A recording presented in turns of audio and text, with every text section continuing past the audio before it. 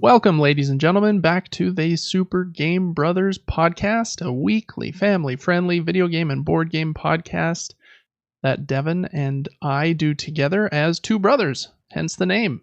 My name's David, and I am joined by the heretofore mentioned Devin. Devin, how are you doing on this Wednesday evening? I'm doing super duper excited to talk about games. Upcoming games and announcements. I'm thriving. Yeah, doing well. Good. Yeah, I love talking about games. There's too many, which is kind of a first world problem, and I guess a good problem to have. But even just prepping for the show today and all the madness that's gone on the last couple of weeks, I'm like, man, I've spent like 10 hours watching these conferences, and I still know very little about all of these games, and I'll probably only play like 1% of them. But such is life, I guess. That is true. How many games have been made? I mean, we've probably not even played 1% of games.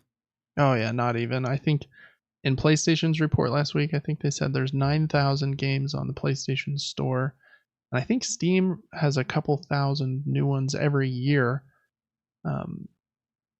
And yeah, there's just so many. And then, so it is just crazy nowadays, especially with how much easier it is for people to make games. I think on the original Nintendo, there's only like 800 total games in like the 10 years that thing was sold and made. So just a different world today.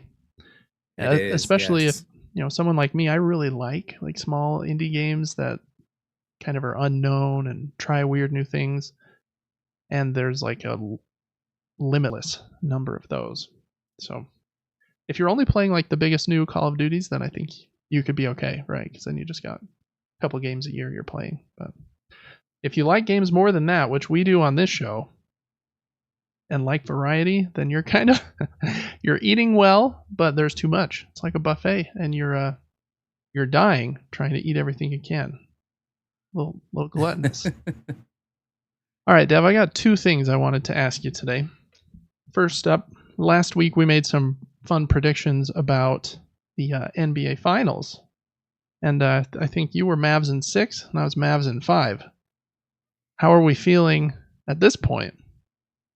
I don't stand by that. Celtics in 5. Celtics in 5. Celtics in 5? Okay, what about this?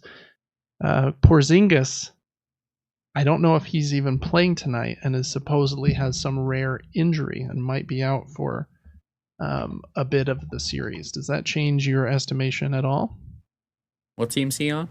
He's the very tall European player on the Celtics. Oh, frick. Goodness. I mean, it might go to 7 games.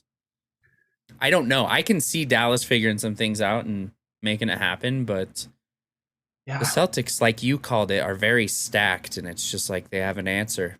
They are very stacked. I think that this Porzingis thing hurts them. I'm just Googling it right now. He's not playing tonight in Game 3. So I do expect Dallas to win, by a 10 or 15 or something.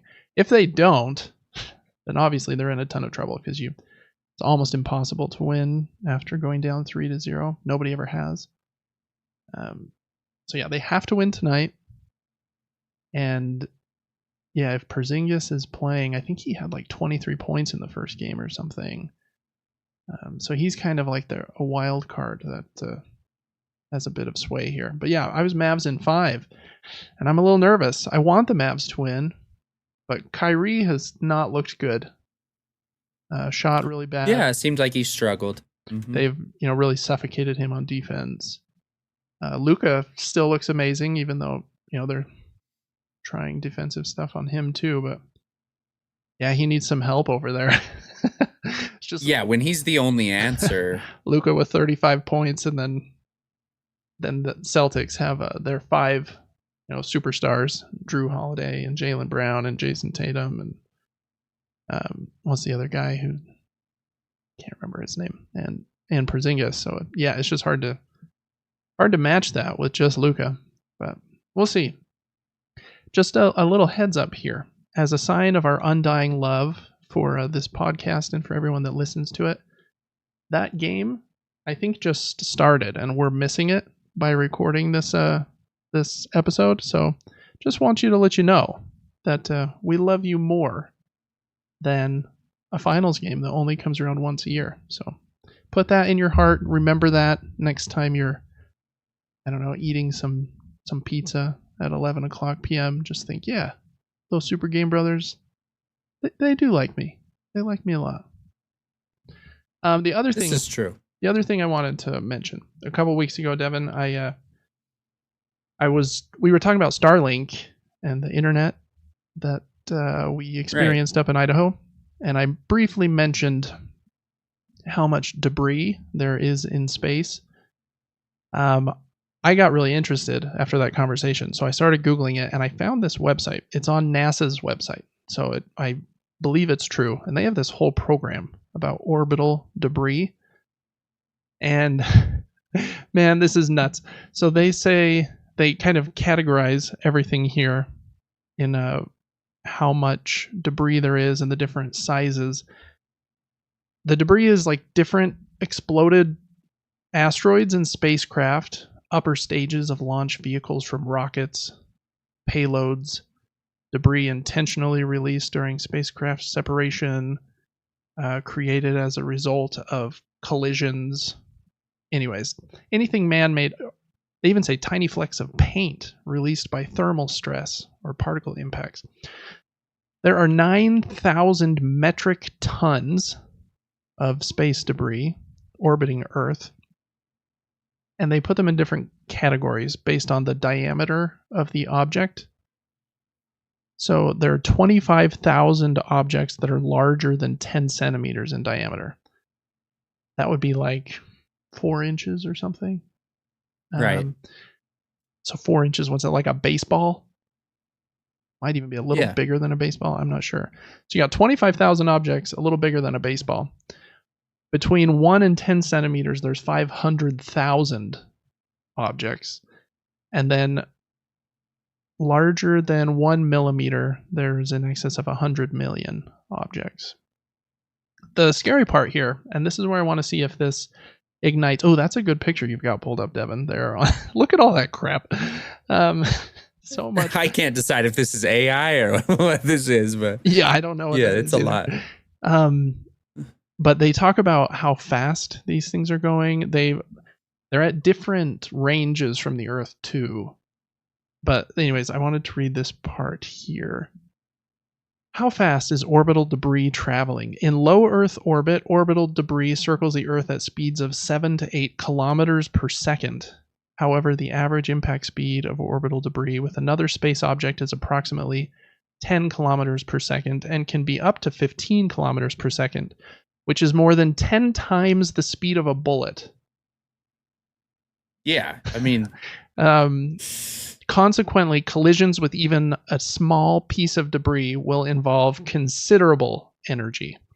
Or in other words, if you get hit by one of these things that's 1 millimeter, it's going to like destroy you, right? So here's where it gets really scary. They continue and they say a whole bunch more about this stuff, about how long the debris will remain in orbit. Some of it does get to the atmosphere and burns up. And here it is, number 13. Is re-entering debris a risk to people and property on Earth? A significant amount of debris does not survive the severe heating that occurs during re-entry. That makes sense. A lot of it burns up. Components which do survive are most likely to fall into the oceans or other bodies of water or onto sparsely populated regions like the Canadian tundra, the Australian outback, or Siberia in the Russian Federation. During the past 50 years, an average of 1 cataloged piece of debris fell back to Earth each day. No serious injury or significant property damage caused by re-entering debris has been confirmed. So, Devin, is this a new fear of yours that you're going to be hit by something 1 millimeter in size, going 10 times the speed of a bullet, and it's just going to explode you and your entire house? Well, is it still going that fast when it enters the atmosphere? You're or does right. it slow down? It would definitely slow down because of the It would just be falling speed particles, right? But Well, I am not sure at that speed how much it would slow down before it hit the ground. My question is, why are they saying like it's more likely that it's gonna hit an uninhabited place? Like, I understand why they would say it's more likely to hit water because the Earth is so much water. Right. But they're like, if it does hit land, it's gonna hit somewhere that's uninhabited. Like, we have control of. Yeah, I was confused about that too. I wonder if like a lot of them are perfectly orbiting like with the Earth's rotation, like so we know that they're kind of always over the same region. But I don't think the Earth rotates quite that fast though. So I imagine that these objects are going way faster than the Earth is rotating. So yeah, I'm not sure how they know that. Maybe they're only at like very specific like longitude and latitudes. But it doesn't look like it based on these pictures. Anyways, I just thought that was kind of an interesting and kind of scary thought. 9,000 Yeah, it is. It doesn't tons. really. It doesn't make sense if you were to, let's say you got in a rocket and you start heading out. How are you not just asking for death? You exit, you're not going 6,000 or 6 kilometers per second. Right. You just exited and you're not going with the orbit. All these things are coming sideways at you. Mm-hmm. And you're just like, we're just going to dodge every one of them because we want to. Yeah, I mean, it seems like very risky. They do have a section here about that. Does the International Space Station have to dodge orbital debris? And it says the U.S. Space Surveillance Network regularly examines the trajectories of orbital debris to identify possible close encounters. If another object is projected to come within a few kilometers of the International Space Station, the ISS will normally maneuver away from the object in the chance of a collision, if the chance of a collision exceeds 1 in 10,000. This occurs about once a year on average. And it says, continuing on, how is the International Space Station protected against orbital debris? And they use high-pressure tanks and like strong materials, I guess, to be able to withstand the impact of debris as large as 1 centimeter in diameter. The risk of it being struck by debris larger than 1 centimeter is slight, and ways to reduce this risk are being investigated. So yeah, it just seems like you're asking for trouble going up there. Like you could have your spaceship could, work perfectly, and you're the smartest astronaut ever. But here comes this 2 centimeter piece that for some reason got past their sensors or whatever, and boop, ship blows up. I don't know. Yeah, it seems like a mess. Weird. Yeah, they talk about a lot more things about, like, I guess there was a big asteroid or spacecraft explosion that caused a lot of it. They have new policies in place to try not to create any new orbital debris, but I imagine anytime, like, you go outside the atmosphere, if it's that even little flecks of paint on the ship, like, kind of melting off or whatever, create new ones. Yeah, nuts. Outer space. I would think that the way to do it would be, like you said, using the hardest metal. Because let's say a plastic marble is going 6 kilometers per second. That thing's hauling A, by the way. And smacks into a really solid piece of metal. Even at that speed, I think all that happens is the plastic just disappears, right? Yeah, I would imagine that little marble like kind of explodes. But doesn't do anything. Yeah, depending on how strong, I guess, the material is. I don't know what that would have to be and how thick it would have to be. That probably makes another issue with, like, yeah, we could make it thick enough to withstand all of these things, but something that thick we could never fly out into space because it'd be too freaking heavy. It's probably so annoying working at NASA because you have like all these unanswered questions and nothing ever works.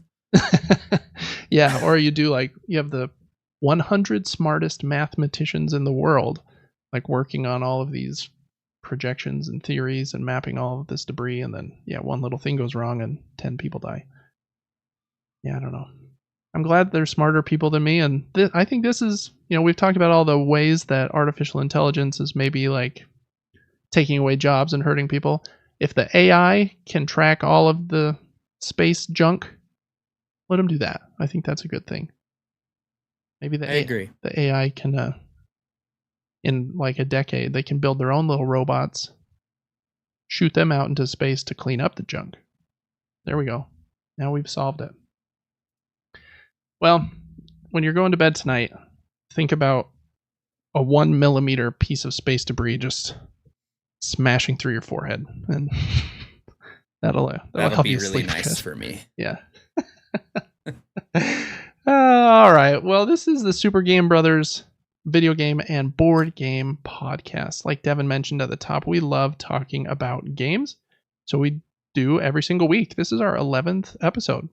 We're still pretty new, but hey, we're in the double digits. So I feel like we're maybe like a toddler, just kind of learning to walk. We might fall down the stairs a couple times. We might hit our head on the wall, but at least we're moving.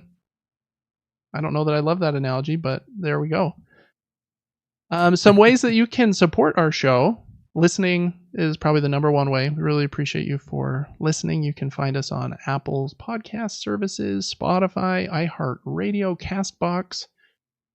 The video version is also up on YouTube every Monday. And if you want to see the video version or hear the audio version 3 days early, then you can get that on Patreon at patreon.com/SuperGameBrothers.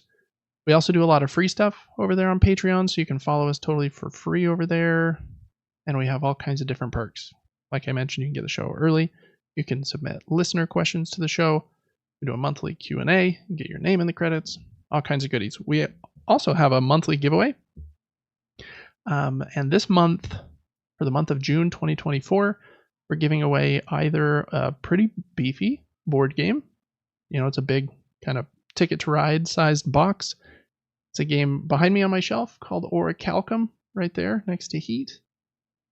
It's a really fun game where you're trying to make a new Atlantis, since Atlantis fell into the ocean, and it's a race to 5 points against the people you're playing with, and it's a good time. I really enjoy that game. Or you can get a $50 gift card, and I said this, and it is listed in the giveaway. I think I said it last week too. We can only ship that board game in the United States just due to shipping. So if you're out of the country, we still love you, even though we don't understand your currency conversions like we talked about last week or much else. Even though I did live in Europe for a couple of years, I still don't know very much about it. So yeah, if you're outside of America, we still love you, but we'll give you the gift card instead. So sign up for the giveaway before the end of June if you want a chance for winning. All right, well, that I think is all of the housekeeping. This week is going to be a little crazy. We're going to start with what I'm calling this week the news super mini nuke, because I've condensed it to be even smaller than normal, so that I only put just the smallest amount of extra debris in space with the mini nuke. And then we're going to go into a new, I won't even call it a new segment, a special segment today, where we are going to talk about each of the, I think there were 5 different video game showcase presentations that happened over the last week. And I'm actually going to shrink me and Devin on the screen, and Devin's going to pull up those conferences and kind of scrub through the different moments. That's going to be muted, so we're still going to be talking if you're listening just with audio. Shouldn't miss anything really, but if you do want to see any of these games and didn't get to catch a chance to watch these events live, then there is that as well on the video version. We'll see if it works. We're recording a bunch of extra things today, and Devin's computer might crash from the extra load we're putting it on it, but I think it'll be okay. Devin's computer is probably more expensive than my car, so it'll be good. All right, so video game news super mini nuke for today. There is not much. We've got the games that are new to subscription services, and there are a few here. PlayStation announced just today the games that are coming to their extra and premium tiers on the 18th, which I believe that's 6 days from now. That should be next Tuesday. Those games there are 10, I believe, in extra. They are Monster Hunter Rise, Football Manager 24, Crusader Kings 3, Monster Energy Supercross, the official video game 6. I didn't realize there were 5 other ones, but there's number 6 for you. After Us, Anno 1800, Police Simulator, Patrol Officers, Far Cry 4, and 2 Lego games, Lego The Hobbit and Lego The Incredibles, which I'm sure my 2 little boys will enjoy. I am kind of intrigued to try this Monster Hunter, which is supposed to be awesome in multiplayer. It was a Switch game initially, so like the graphics aren't like incredible or anything, but it's supposed to be a very good time. And I would like to try a game in that series, and I think I could only get through it with multiplayer and someone pulling me through. And then this Crusader Kings and the Anno 1800 game are both like civilization, like city builder games that look pretty cool. So I might try out a couple of those. Not 100% sure, but and Devin just played some Far Cry, I think, is a little spoiler for later. So Far Cry 4 being on there is supposed to be a good one as well. What's your pick out of those 10, Devin? I've wanted to dabble in Monster Hunter, and so that seems interesting. And you said it's multiplayer? Yep. Dang, we should play that. Yeah, we need to play that, and we need to play that other space game that you like so much. Oh, space game that I like so much. Which one? She like shoots bosses, and the bosses have cool music. Oh, Returnal. Yeah. Yes. Oh yeah, we definitely need to play Returnal. That game rules. Yeah, but cool. Some fun games there, I think. I think there's a little bit there for everybody. So if you have extra, make sure to play those. They are usually in the extra catalog for 6 months to a year, 2 years, but they can be pulled at some time. So if there's any of those games you want to try them out. There's a few on PlayStation Plus Premium. First one is Kayak VR Mirage for PlayStation VR 2. And then we've got kind of the retro games. There's 3 of them this month. We have Lego Star Wars 2, the original trilogy. It's the PlayStation Portable version. And then we have Ghost Hunter from PlayStation 2 and Daxter from PlayStation P. PlayStation Portable.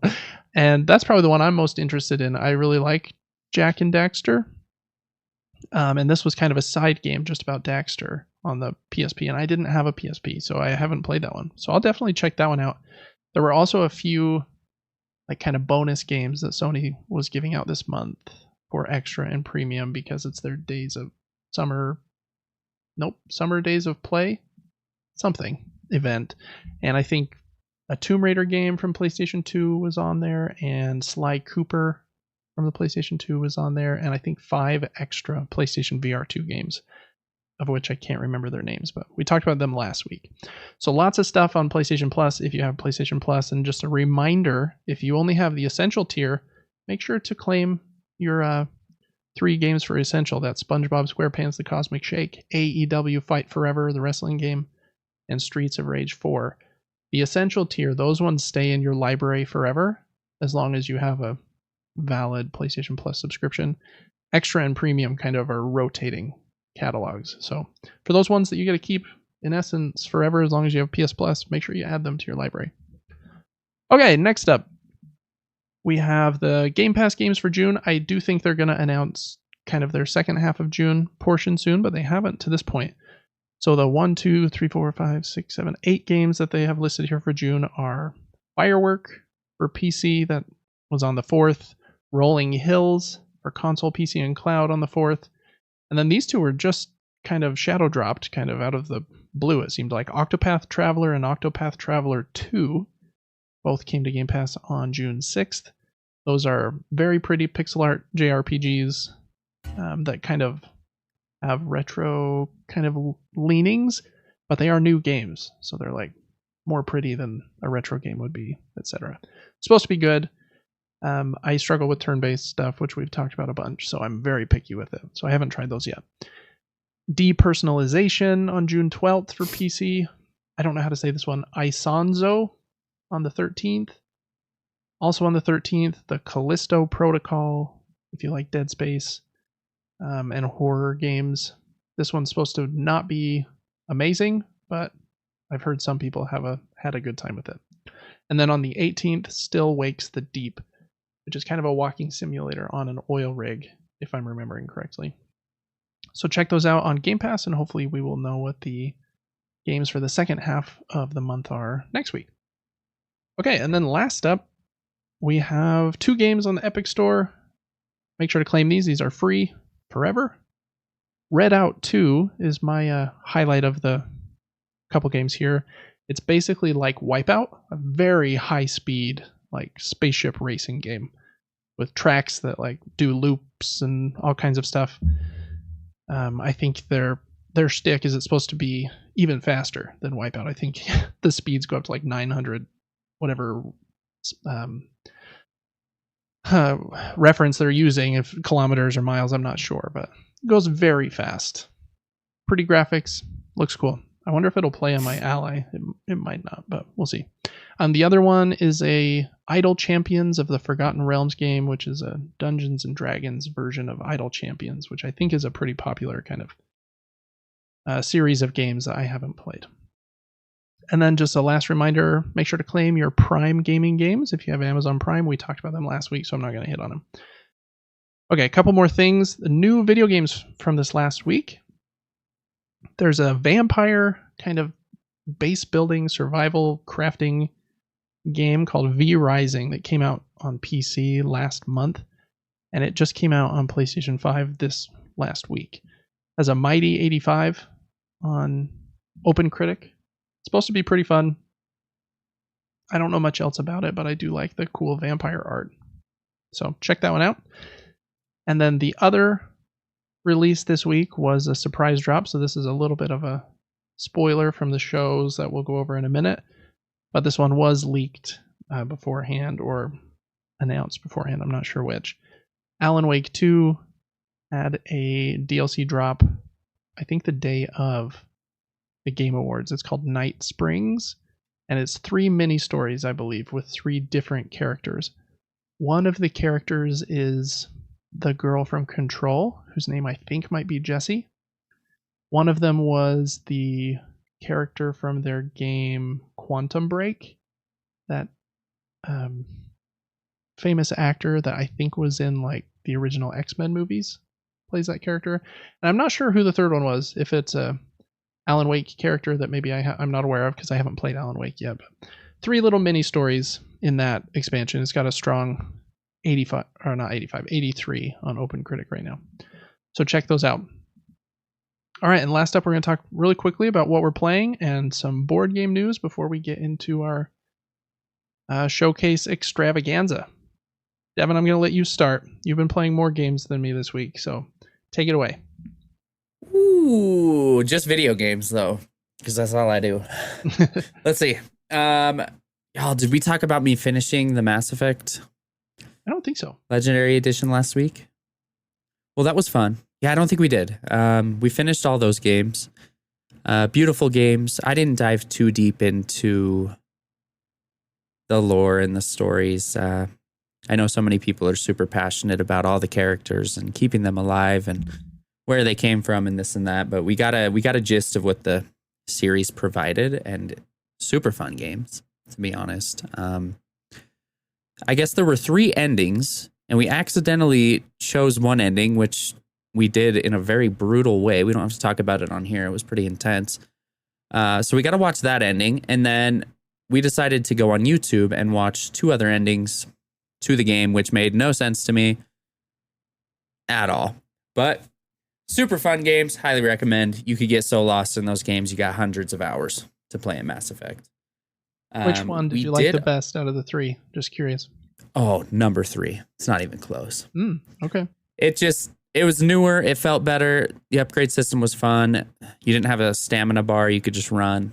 They actually let you like mantle and vault things.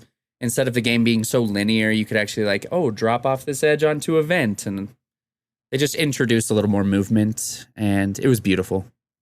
A little crisper. Yeah. Okay. Yeah, I would say 3 was the best, but some people don't like that answer, and that's fine.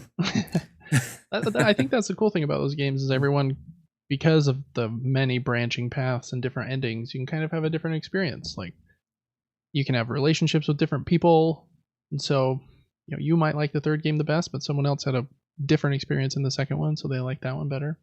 I like that kind of idea. I think it's weird when someone says like, no, you need to go back and do every ending and you need to play it the exact way I did. I'm like, why? I'm a different person. Like, I made different choices, and I think that's cool. Yeah. What else have I been playing? We dabbled a little bit in Far Cry 6. The only Far Cry game I've ever tried. I think we only played it for a day. But it was fun. Super pretty.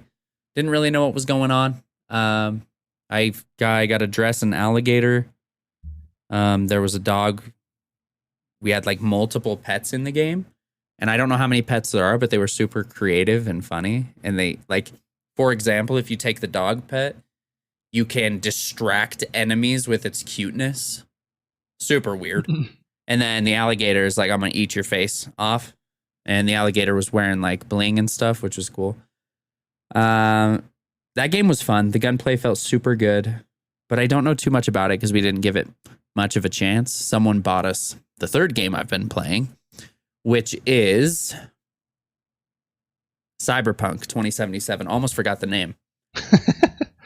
And that's basically, it feels like a futuristic GTA.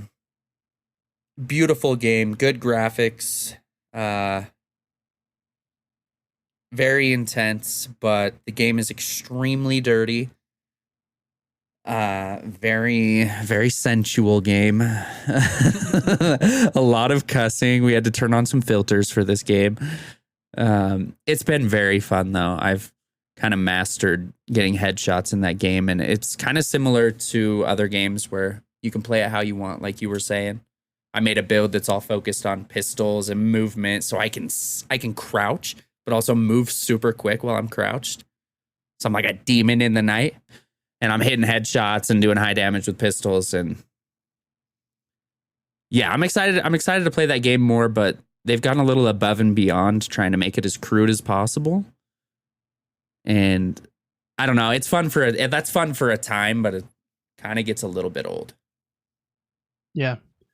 Yeah, I could see that. I think the game looks, it's like incredibly like beautiful, and the gameplay systems are like super impressive. Being able to drive the car around like Night City, and then you got the boxing mini game and all of the different upgrades you can do with like the mutations to your body to like replace your eyes and limbs or whatever you want to do. I think all of it's super, super cool. But yeah, that's just one of those games I've just kind of determined I don't think I'd be able to just kind of handle the hardcore vibe. Like you said, I can handle that for a minute when I'm like watching Breaking Bad or something, but it's hard to play like a 40, 60, 80 hour like a game in a short time frame too, because you'll just you'll play 7 hours a day for a week and finish something. So that's probably a lot, I would imagine. Cool. Well, you've had quite a smattering there of I be gaming. Yeah, you do be gaming. Make sure to check out Devin, who do be gaming, on Twitch, Player Forward, and on TikTok at Player Forward TV. He streams Monday through Friday at around, remind me, 6 a.m. Pacific. Whenever I feel like waking up. No. It's supposed to be like 6 to 7 a.m. Mountain Time. But okay, which would be 5 or 6 a.m. Pacific Time. Somewhere in the morning, Cool. For me, I've only been playing one video game this last week. I had another segment of my Animal Well playthrough go up on YouTube. I've talked about this game extensively, so I won't talk too much more about it. But just that it continues to be amazing. The puzzles get way deeper as you get past kind of the original main quest ending. I'm actually keeping notes. I have this notepad here where you can see my like scribbles of what do different things mean, and I won't keep them on the screen too long, but like I've written crow and duck and rabbit and different directions here, because you kind of have to. Wow, that's dedication. You have to cross-reference and remember some things, and you could do it with like a screenshot, but I've just found it's easier for me to either take a picture with my phone or write it down, because then you've got to go somewhere else on the map, right? And kind of hard to remember that unless you've written it down. So yeah, it's really great. I like how you also start to be able to move around the map a lot faster in the end game too, without saying too much. So as you start to slowly uncover these more elaborate and difficult puzzles, you can get to like the areas you need to faster, which is really handy. Animal Well's great. If you love puzzle games, I think it's a must play as a puzzle game. A lot of people have been calling it a Metroidvania, and I can see why, right? You get items, and those items help you to unlock new areas of the map, and it has like a big scrolling map like a Hollow Knight or something does, even though the map's quite a bit smaller than something like that. I wouldn't go in with that Metroidvania expectation. It's basically a no combat puzzle game where you control a character and there is kind of a Metroidvania map system. But don't go in thinking you're going to be slashing and blocking and dodging. It's, first and foremost a puzzle game with a Metroidvania map, like I said. So that game is so good. Recommend it to everybody. I'm going to say it again. If you have PlayStation Plus, it is free on Extra, the middle tier. Play it for free if you have Extra. It is definitely worth free. It's definitely worth the $25 it costs if you're buying it not for free. And it might even be on sale sometime soon. And then it's definitely worth that price too. I hope they raise the price during the sale. It should be $35 during the sale, and it's still worth that amount. So buy it. The other thing I've been playing, I have one board game I played this week. It's also one I've talked about a lot recently. Just a little tangent here. I do have a delivery of board games coming. It depends on a couple of things. They hold your order if your order contains a pre-order item.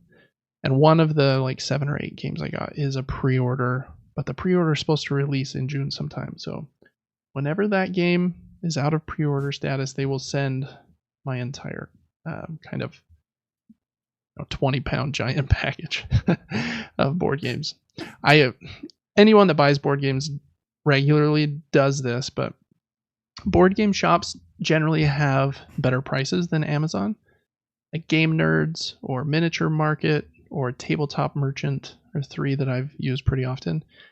But they generally don't have free shipping because shipping stuff is expensive, and shipping heavy boxes full of heavy cardboard is also even more expensive. It's not like this is a piece of mail or a DVD I'm buying from Amazon. They're heavy. They might be 5 pounds each or something. So shipping on these sites is usually not free unless you get beyond some dollar threshold, like $75, $100, $150. So usually I kind of keep these games in a wish list of sorts until I can get past that threshold so that I can get them for free shipping at the better prices that these shops have. So that's why, you order 6 or 7 at a time, and because you might be a little obsessed, but that's one thing to do. So a lot of new board games coming, which will be fun. I'll have some unboxings and new stuff up on Gaming Top Down and some new games to play.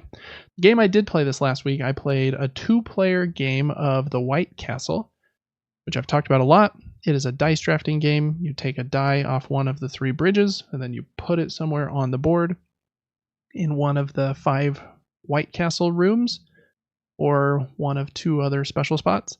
And then you do something based on which die you took and where you place it. Game is wonderful. I really like it. In 3 and 4 players, I really love it. The 2-player game that I played with Lacey, and it's actually what we recorded for Super Game Brothers Advance this last week. So if you want to see me play through a board game with my wife, that's what we did. We played it. I played through it together. It is up on Patreon, patreon.com/supergamebrothers. I think it took us about 45 minutes to an hour maybe to play through that game. In 2 players, they changed one rule, which makes it a lot tighter and potentially a lot meaner. In a 3 or 4 player game, when you take a die from the bridge, you can place it in a room, and then on a later turn, someone else can take a die from the bridge and stack it on top of your die. So each room basically can take 2 actions. And there's 5 rooms, like I said, so there's kind of 10 actions. In a 2-player game, no stacking is allowed. And so once Lacey puts a die in a room, I cannot use any of the actions in that room for the entire round. And there's only 3 rounds in the game. And so it gets way more difficult because this game's all about planning these combo turns where, okay, I've saved up the pearls I need to do this, which will let me do this, which will let me do this and activate that room, and then let me do this. And so your combos just break a lot easier because the rooms get locked down and can't be used. So I don't like this game as much at 2 players, to be honest. But it was still a fun time to play with Lacey. She's great, and we had a fun time playing it. I think this is, in the future, going to be a 3 and 4 player game for me. Or a solo game. It has a good solo mode, but 3 and 4 players is where this game's at. White Castle, still great. I have a review up on Gaming Top Down, and that playthrough up on Patreon, where it will be exclusive for at least a month before it will probably come over to my board game channel. So that is the games we've been playing this last week. Really quickly, there's a couple items in board game news that we're going to go over before Devin pulls up these conferences and we talk about all of the video game stuff. In board game news, we've got number 1. There's this website I use pretty often to plan this show called Dicebreaker. They do a really good job. They present the news. They have some good editors and stuff over there. I think 3 weeks ago, either Dicebreaker or Dicebreaker's parent company was purchased by IGN. And after the purchasing, a lot of the staff at the different sites that IGN has bought are being let go because they're redundant, right? IGN already has a few people that write about board games and stuff, so they obviously don't need everything. So Dicebreaker's kind of been on hold. They haven't published a new article or video since that purchase.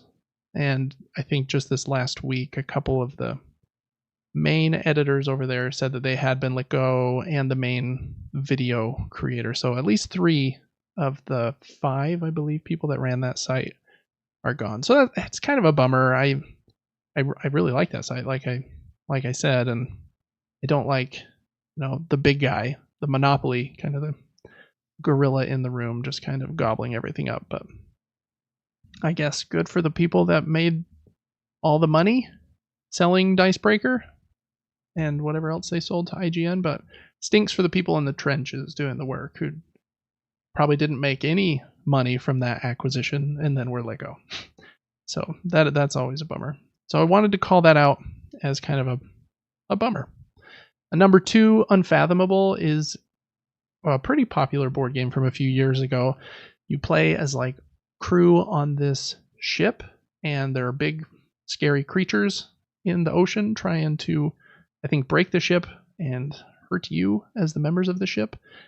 And so you this is a board game that says it's competitive and cooperative, which is a genre of board game I have not gotten really into. I'm very picky with cooperative games, and I haven't really tried many that try to be both. So in this game, you're trying to win and get the most points. So it is competitive. You're trying to beat your opponent or the other people playing. But you kind of work together at the same time to defeat these monsters that are hurting the boat. You, as a team, have to use a shared pool of resources, I believe. But then 1 or 2 of the players will be, what is it called? Like a betrayer who's trying to, similar to something like Among Us or Werewolf or Secret Hitler, these famous games that have used this kind of social deduction, hidden roles, betrayer isn't the right word, but I'm going to keep saying it because I can't think of the right word. So you have to try to discern which of the people you're playing with is trying to sabotage the mission. And if you can figure that out, I think you get some kind of bonus as well. So kind of a cool idea for a game, but I think it takes the right kind of social group for somebody that isn't just the loudest and most aggressive of the social group to just kind of dominate social deduction games. So I haven't played Unfathomable. That was a lot of background about it. It's getting a new expansion called From the Abyss. It is available to purchase now from Fantasy Flight Games store, and at retail it adds some new threats, new resources, new cards for the Mythos deck, prelude cards that kind of modify the starting position for some more variability, and 8 new playable characters. So if you like Unfathomable, you have that to look forward to. Check that out. And then the last one, I put this on here just because Zoo Tycoon I think was a cool game back in the day. It was made into a board game a couple years ago. I don't think that it reviewed very well. I know that Dice Tower and Tom Vassell didn't really like it. Said it was more complicated than it needed to be. And there are other games that kind of do what it was trying to do better. But anyways, if you like Zoo Tycoon, that's great. It's getting an expansion as well called New Shores, which adds kind of water animals and a focus on that kind of animal. And that is also going to launch on Kickstarter on July 2nd. So if you like a Zoo Tycoon, the board game, look out for that one. Okay, those were the 3 board game items for the week. Last one, we're going to go over Crowdfunding Corner, which we always do. And this week, I'm only going to go over one. This is probably the biggest game of, I don't know, the month. And yeah, this will be good. Devin can pull it up on the screen, maybe even. So I'll move. Oh, you know I got it up here. And this will be a good time to make that transition. This game is called Grimcoven by Awaken Realms. Awaken Realms makes very big, bombastic games with humongous and fancy miniatures. They have made some games that people really love. One of them is called Nemesis. And in that game, it's basically Alien, the board game. You have to protect your ship from these invading aliens. And it's kind of a semi-co-op where you're all working together to make sure the ship doesn't break down, but somebody might be trying to backstab the rest of the group. But the aliens are usually what ends up killing you. That one is very popular and famous. It's had 2 or 3 versions and expansions. They also did ISS Vanguard, I think, just last year, which is a big game. Devin, what does this game, just on first blush, I mean, it is Bloodborne to a T. How blatant is that picture we're looking at right now? Oh, my goodness. 3 of what they call hunters who are obsessed with the hunt, standing in front of a big Gothic castle, which is right in front of a giant red moon. It's crazy that no one else has made a game like this yet. That's nuts. I mean, there has been it is true. Yeah. Never seen this before. It's lots of black robes and guns that turn into swords and stuff. I am really surprised. It looks amazing. It really does. I'm really surprised that like Sony doesn't step in and be like, yo, you got to move the moon or something. Like, this is a little too on the nose. They try to separate it a little bit by, instead of collecting blood echoes like you do in Bloodborne, you collect lament. And I'm like, okay, that's like basically the same thing. But anyways, it does look pretty cool. It's a big game that has kind of a retail version that has cardboard standees for all the players and the enemies. But I don't think anyone that plays an Awaken Realms game really buys their $50 retail version. They're buying that $200 version that comes with the 30 awesome miniatures and the fancy boards and the marbled dice and the play mats and all kinds of stuff. How this game works is it is a boss battler. So you kind of start with a map and there will be a boss that has a bunch of adds, so minions and maybe a couple of elite minions, and you have to fight them. And if you defeat the boss, then you win the scenario. And if you die, then you obviously didn't win the scenario. I have not played many boss battlers because most of them also employ this, we're going to throw in 50 miniatures and make this game cost $300 or $400. And I struggle with, I don't know, it starts to feel like a turn-based video game, which I guess is in essence what a board game kind of is. But when it's this on the nose, I'm like, man, I could just be playing Bloodborne. Or this, plays a lot like, who makes those really good computer RPGs? It's like Divinity Original Sin or Baldur's Gate, right? I'm like, in that scenario, I'd rather play the video game and let the video game take care of all the die rolls, all the math, all of the administration. But I don't know. Maybe I would like a boss battler. I've just never played one. If I was going to try one, this is the one I'd want to try. Or the one that, Devin, you have. You have the Bloodborne game. And maybe we should try that to figure out if we like boss battlers, because I haven't really tried it. Yeah, we could do that for an advanced episode. Yeah, that would be fun. It has some cool miniatures, too. Not to this level, for sure, but it has some fun ones. These are very detailed. Yeah. This one is it's driving me nuts because I want it, but I can't afford it. Like, it's the hard part is that pledge on the right of your screen is $199, right? It comes with the game, and this is the special edition of the game that comes with all the minis. Comes with the playmats and like an art book and a couple of other things. But then they get you a couple of other ways. Their miniatures come in 2 different versions. They have like solid gray, just like regular minis, so that most people would paint if you're really into miniatures. Or they have these ones that I think they call Sun Drip that have kind of this cool kind of orangey gray that kind of accents all of the contours for people that don't plan on painting, so that they still look cool even if you're not going to paint them. And the Sun Drip models are like $40 or $50 more, and that's definitely the ones you would want.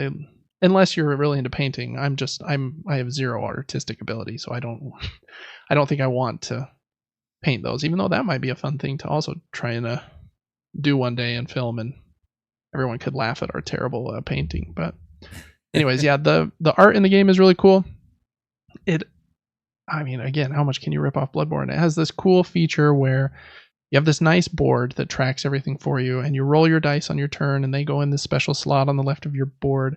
As you defeat monsters or move to certain spots on the map that have these red lament tokens, you gather more and more of this lament. Oh, and that picture right there, Devin, you're looking at. When you get past, I think, 10 lament, your character transforms. So you flip the board over to your like beast, like transformed side, and a different miniature would be replaced with yours. And your character becomes stronger, but like more dangerous and risky to use. You might accidentally hurt your teammates. And things like that. So it looks pretty cool. I need to watch a couple more gameplay videos of it just to see if I think I would like it, because I'm uber torn with this one. I actually have it backed at this point. I have a pledge, but how Kickstarter and GameFound work is you, during like the month that the campaign's running, you can say, yeah, I'll pledge, but they don't pull your money or anything until the campaign ends. So you kind of have a little while where you can adjust your pledge, add new things on, or cancel your pledge or whatever. I'm planning on canceling it at this point unless I really get sucked in. It does look really cool though. It looks so cool. I'm losing my mind. It looks amazing. Yeah, it does. So I don't know. Maybe we should get it, and maybe we'd love it. I just don't know. It definitely looks like a Bloodborne Devin game though. There's oh my gosh, this aesthetic is so amazing to me. I just love my horror stuff and this gothic look. Oh. Yeah, it's very, very cool. And those minis, they are something else. So yeah, I'm super torn by this one, but it was the one I wanted to call out this week. It's the one I mentioned last week, Devin, that I thought you were gonna like. Okay. Because yeah, it's pretty awesome, and you wouldn't even really look at that standee next to that. Scroll back up just a tiny bit. A little bit more. You wouldn't want to play with that standee right there on the right, would you? That little cardboard thing. Oh, no. Yeah, you want that big mini. They're fun. But they're a lot more expensive. I think I could get the game because I like held the art book out and a couple of the other like extra things for $250 shipped. But that's still a lot. It's a lot. I could take the playmats out, I guess, and do it for $230. But I'm like, oh, I like playmats. Like that seems like it would add some value to the organization of the play. But yeah, I don't know. Very cool looking game. If you like Bloodborne, if you like boss battlers and big board games, I think the box says it's a 2-hour play on average. And I think it comes with like 5 or 6, maybe even 7 different bosses. And then before you start, you draw a bunch of cards that dictate how the map is built that game, where different things will be placed, like chests and portals, and I think which boss is going to come out and which variant of the boss is going to come out. So supposedly there's a bunch of variability there in that it feels different if I play. Even if I've played 30 times and I've played the same boss 4 times, well, it's a different variation of that boss that does different things, I think is kind of their hope there. So yeah, I'm not sure. I want it, but I want someone to give it to me.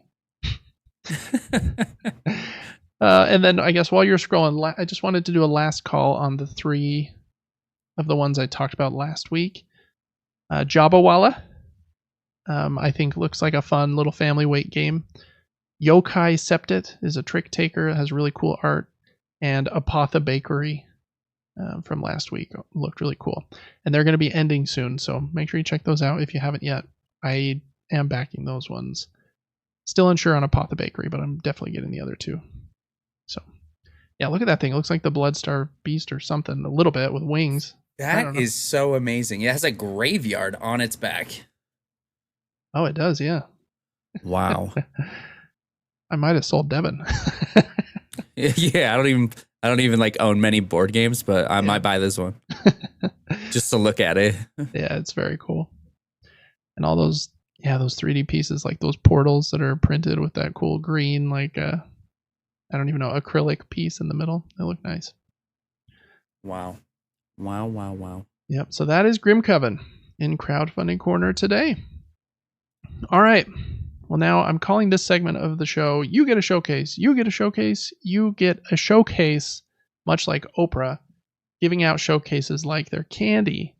Because this last week, I think there was 5 different video game showcases, and they're going to be a bear to get through.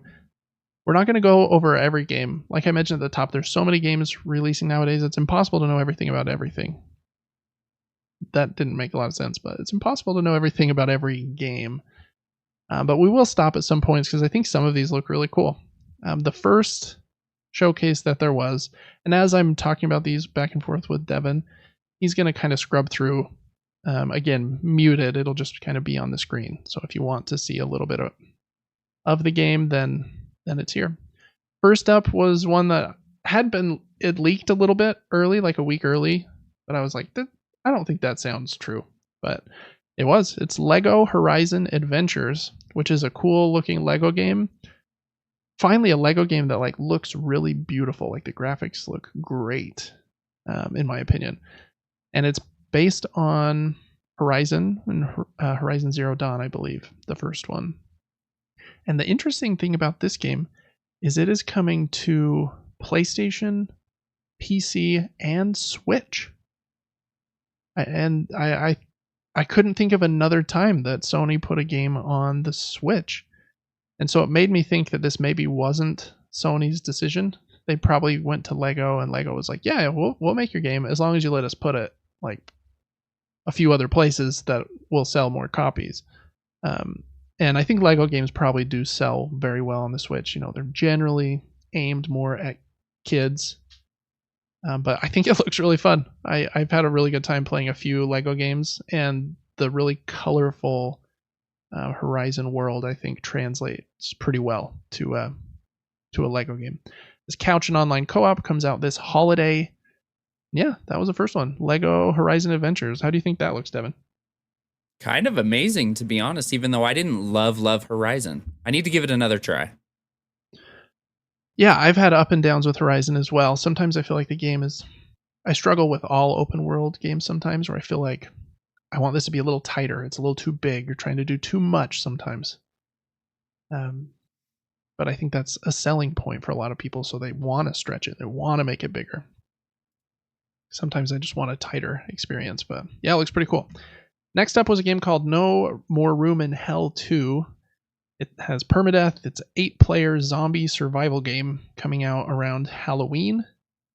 Yeah, it looked a little creepy, but I don't know. I didn't get much else out of the bit here. Probably not a game for me, but the permadeath like kind of twist to it is kind of interesting. I wonder how similar or different it plays to something like Left 4 Dead, because Left 4 Dead was my jam. That was way fun. Oh, yes, 100%. I'll probably try this. I don't know. I'll check the reviews first, obviously, but... Yeah. Next up was, I think, a fun one. In Hogwarts Legacy, there was mysteriously something missing. Devin, do you know what was missing from Hogwarts Legacy? As a trick question here. Yeah, you got it on your screen. Voldemort. No, Quidditch. Quidditch was missing.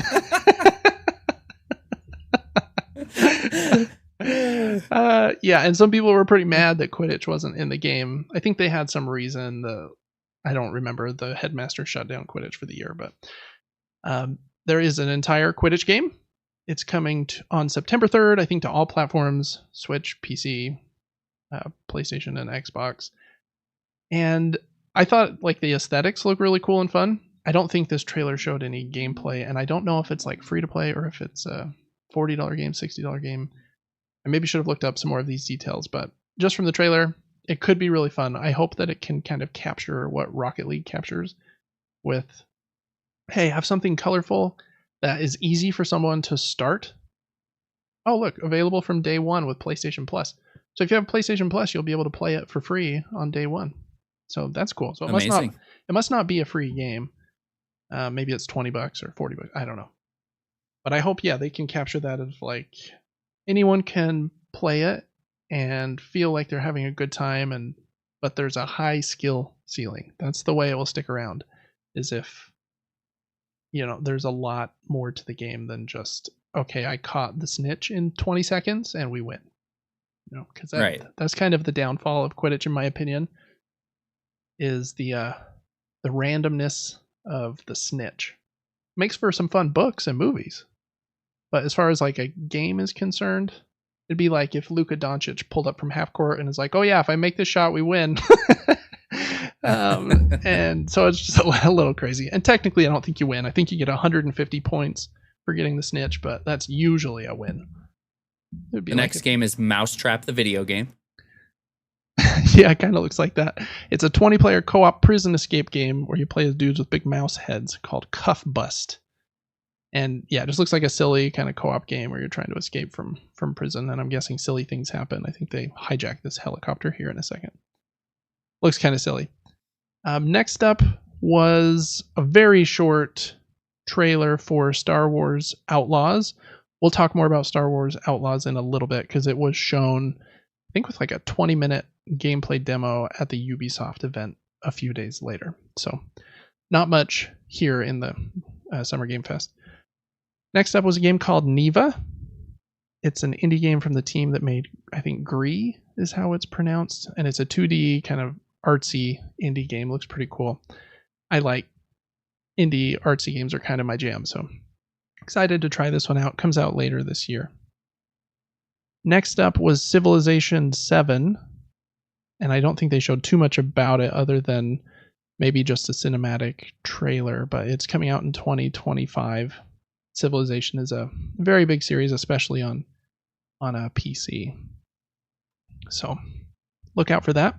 I think Civilization 6 is on sale right now for $2.99. I've been thinking about... I just burped in the microphone. That's what happens when you drink a Mountain Dew during the show, folks. And am I going to cut that? Heck to the no. You're going to live with that burp for eternity. That's right. Yeah, I think I'm going to buy Civilization 6 for $3 and see if it'll run on my Rogue Ally. I wonder if it has touch controls. That might help. Okay, next up was another look at Black Myth Wukong. Oh, look, he pulls this little staff out of his ear, like it's earwax in Shrek, and then turns it into this huge staff. That was one of my notes here. I wrote earwax staff. But this game continues to look pretty cool. Hit pause really quick, Devin. There's a little bit I want to just double click on here. Oh no, I used a corporate term. Double click on just from my work meetings today. Another thing I want to talk about really quick. After the showcase, they announced that this game is coming to PC and PS5, but that it will not be coming to Xbox on August 20th.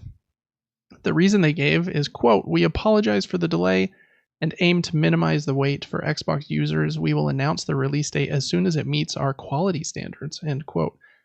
And this seems like it's another game where the Series S is kind of holding the game back from being made. They don't want to release it because they're nervous it's not going to be super smooth. So yeah, just another example of the Series S kind of putting a few development teams in a weird scenario.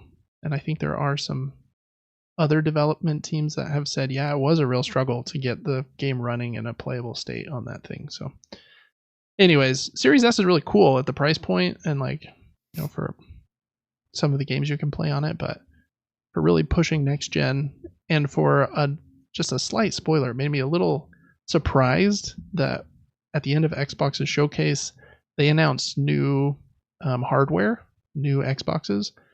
They're not like a Pro version. It's just basically versions with more storage. And they announced another Series S. I'm like, okay, I guess they're just fully committed to that thing this whole generation. But anyways, that was another bit of controversy going on for Black Myth Wukong.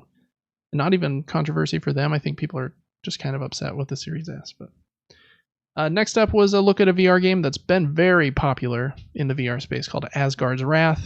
And I guess it's available now for MetaQuest. Supposed to be a very cool game. Kind of gives me God of War, like Ragnarok vibes or something in VR. And right there, IGN called it a masterpiece. It's supposed to be great. Next game I think looks pretty cool. It was shown twice during the different showcases during this one and I can't remember which. Another one coming up. And it is called Once Human. And it is a co-op game that gives me similar vibes to Remnant. And now that Devin's scrubbing, I'm not seeing this game actually. This?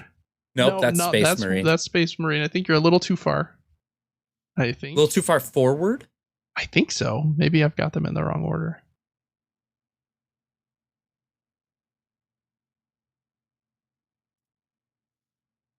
If you push right on the keyboard, I think that'll jump 5 seconds. Oh, amazing. What a hack. Okay, Asgard's Wrath, we just talked about you. Yeah, this one. I think this is it. Yeah, this is, unless this is still Asgard's Wrath. I think this is the Once Human game. Gives me very similar vibes to Remnant, but it's a bit different than Remnant, but it is a co-op game. Comes out on July 9th, so I mean, it's pretty dang close. Wow. And I think it looks pretty cool. Kind of this weird... Can you play it solo? That's a good question. I am not. I already know I'm going to stream this. We got that walking house right there. Yeah, looks funky. There are some more details about this game in a conference coming up, but it does look pretty cool. Next up in the show was the game that Devin already scrolled forward to a second ago, Warhammer Space Marine 2. Sorry, occasionally there's an ad. So I skipped the ads, but Warhammer Space Marine 2 looks really awesome, actually. I've never played the first one, and I'm not like very big into Warhammer or World of Warcraft or anything, but it looks really fun. Like, it's a third-person shooter and definitely gives me like Helldivers vibes just in the Warhammer universe. Because I think you can play co-op with friends, and you're just mowing down these monsters and bugs and stuff. Looks pretty fun, actually. That one's out on September 9th. Next up, the director of Persona came out and talked about their newest game that isn't out yet, but is coming out in October, on October 11th. That is Metaphor Refantasio. Not sure if I'm pronouncing the Refantasio word right, but they talked about it for a minute and then mentioned that they were going to have a showcase, I think, the next day. And they did, and it was like 20-25 minutes of the game shown. People are really high on this game. I think especially people that love JRPGs and love Persona are really excited for this one. I think one of the articles I read said this game's going to make the wait for Persona 6 like much more bearable because it looks awesome. And I think it's made by like almost the same team. So if you like Persona, I think this is one that you'll like. So look out for those videos on that one. Next up was Batman Arkham Shadow for MetaQuest. It is out in fall of this year, and I think it was just for MetaQuest 3, I believe. Yeah, it was a kind of interesting looking one. I don't know. There's a Batman game on PlayStation VR that was pretty good, but anytime I'm jumping around and moving around a lot in VR, I kind of get sick. But I don't know. I'm kind of an old man, and maybe if I played some more, I'd get used to that and get over it. I do think having a nicer headset than the original PlayStation VR would help with that too. Are games that are coming to VR solely on VR? Is that the route they're taking? If they make a game for VR, is it? Usually, yeah, because it really requires quite a bit of different development and focus. because then you're really focused on like, okay, this needs to run at, I think VR games generally run at 120 frames per second or higher, so that you don't get sick. Because if it runs lower than that, it'll cause you to get motion sickness. And then you have to focus on, okay, we got to put you at the height of the person, figure out what we want to do with their limbs.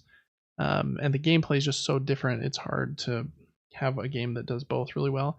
I think even with Resident Evil, where they released like Resident Evil 7 and Resident Evil Village, and then released the VR modes later, it took them quite a bit of time to like, okay, now we've got the game. We need to rework it in some way to make it work well in VR. So I don't think it's an easy thing to take a game from like flat to VR or VR to flat. But anyways, that was Batman Arkham.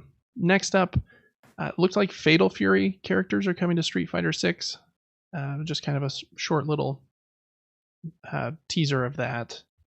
I'm not a big fighting game person, but Street Fighter does look fun and colorful. Next up was one called Tears of Metal.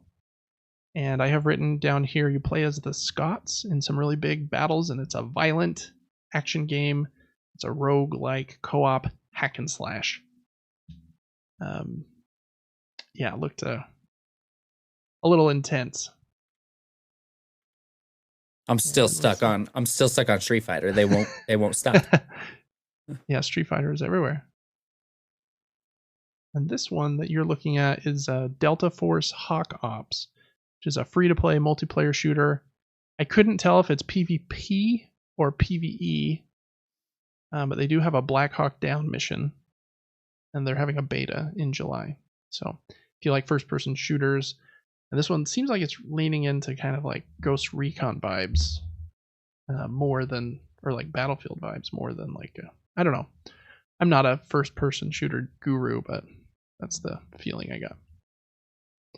Next up was Fatal Fury City of the Wolves, coming out in early 2025. I was kind of surprised they didn't kind of tie this one back to Street Fighter, but maybe they wanted some separation. A new Fatal Fury game coming out early next year.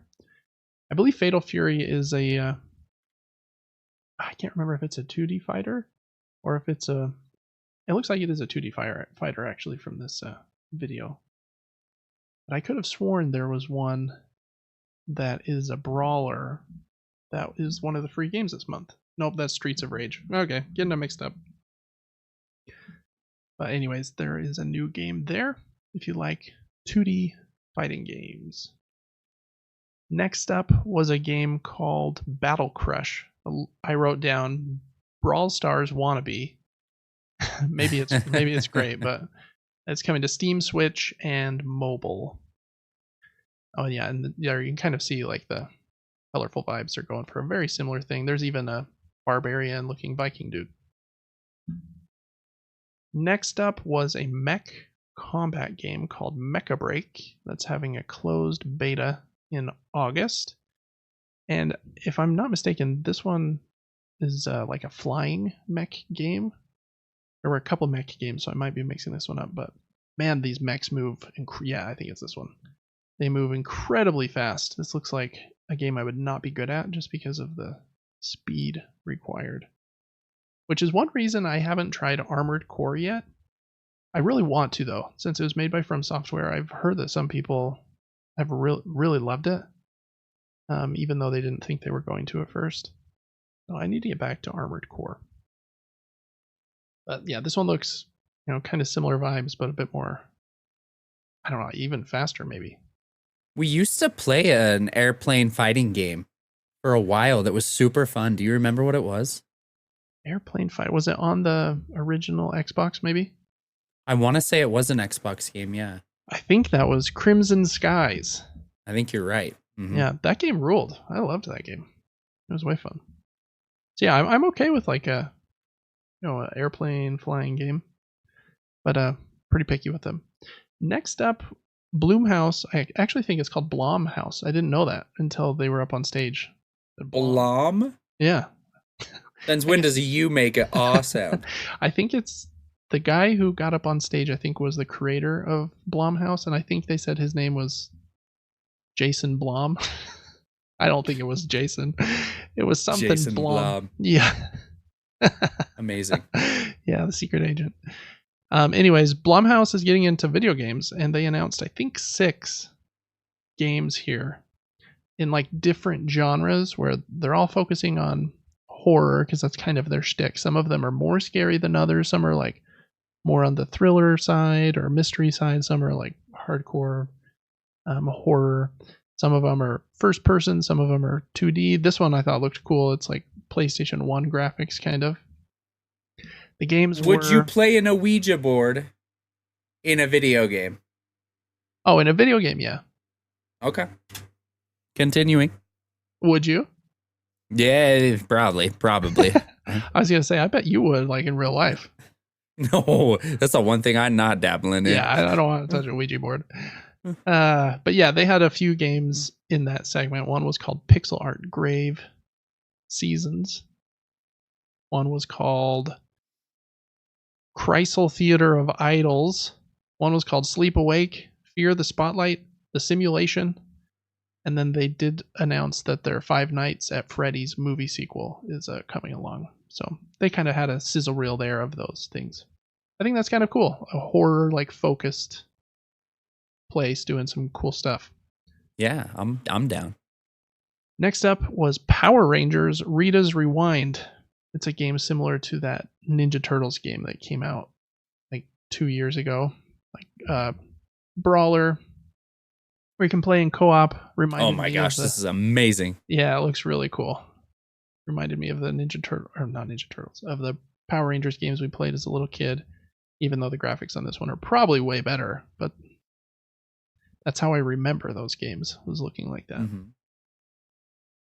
Next up is a game called Deer and Boy.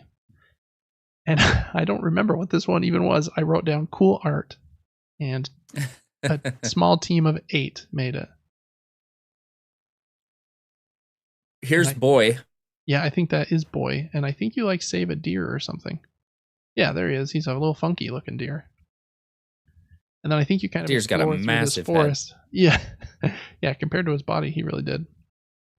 But kind of an artsy like little game. I couldn't tell if it what the main gameplay mechanics were. If it's like crafting or survival or just a story. I'm not 100% sure, but the art's really cool. Yeah, it looks beautiful. Next up was a new trailer for Kingdom Come Deliverance, which has already had quite a few trailers lately, but it's their new game in the Kingdom Come series. Kind of about historically accurate medieval times, I believe. It's kind of their shtick. Next up was a really weird game. This game was shown a long time ago, but they've been silent since. It's called Slitterhead. I think last week on the pod I said Splitterhead.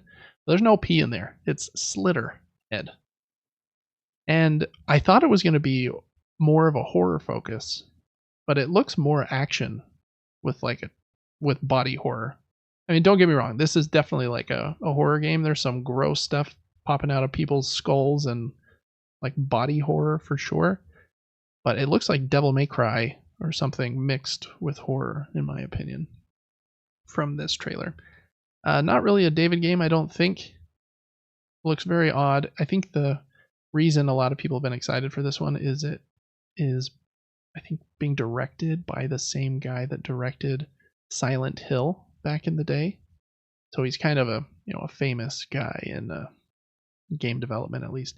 Yeah, like look how gross that thing is. That human just turned into like a praying mantis human, and its body is still hanging underneath it. Very gross. Yeah, body horror kind of freaks me out sometimes. Like that, I don't know why.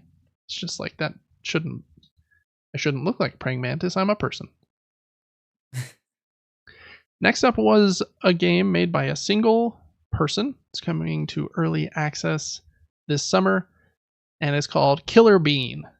And it's basically you play as this big like kidney bean or whatever he is, and you do like kind of reminds me of what's that game series called where you have the bullet time effect because he does like the slow motion jump. It was made by Rockstar, I thought. or not Rockstar, by Remedy before they made Control and Alan Wake. They made this series of games. Oh, Max.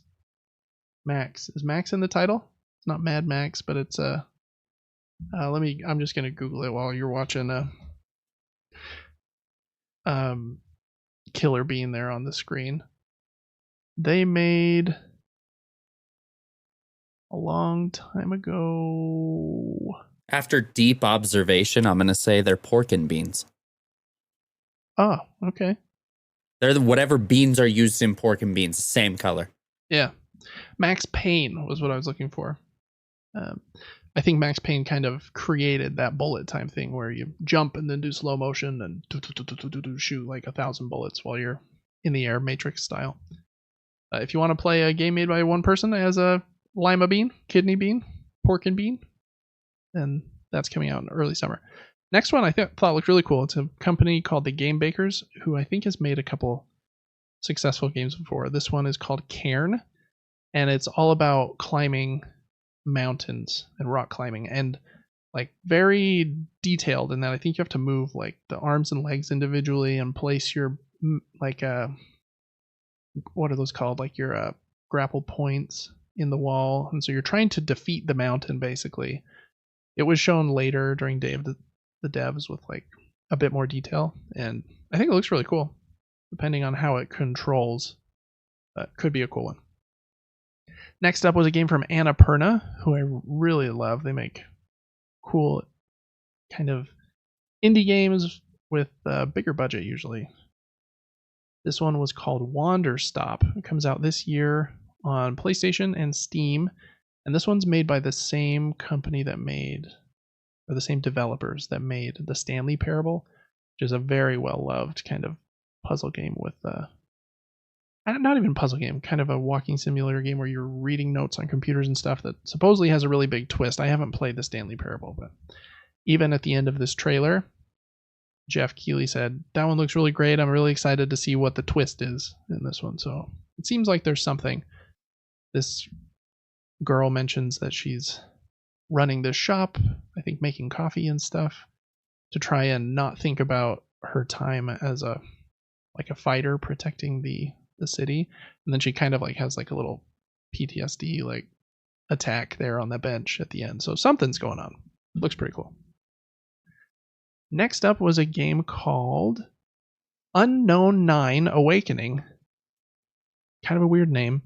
This one I wrote down as Uncharted in India, because it kind of looks like that to me. There's like a little bit of a supernatural element, but it looks like these big kind of rooms and caves that you're exploring, and a bad guy with guns and stuff.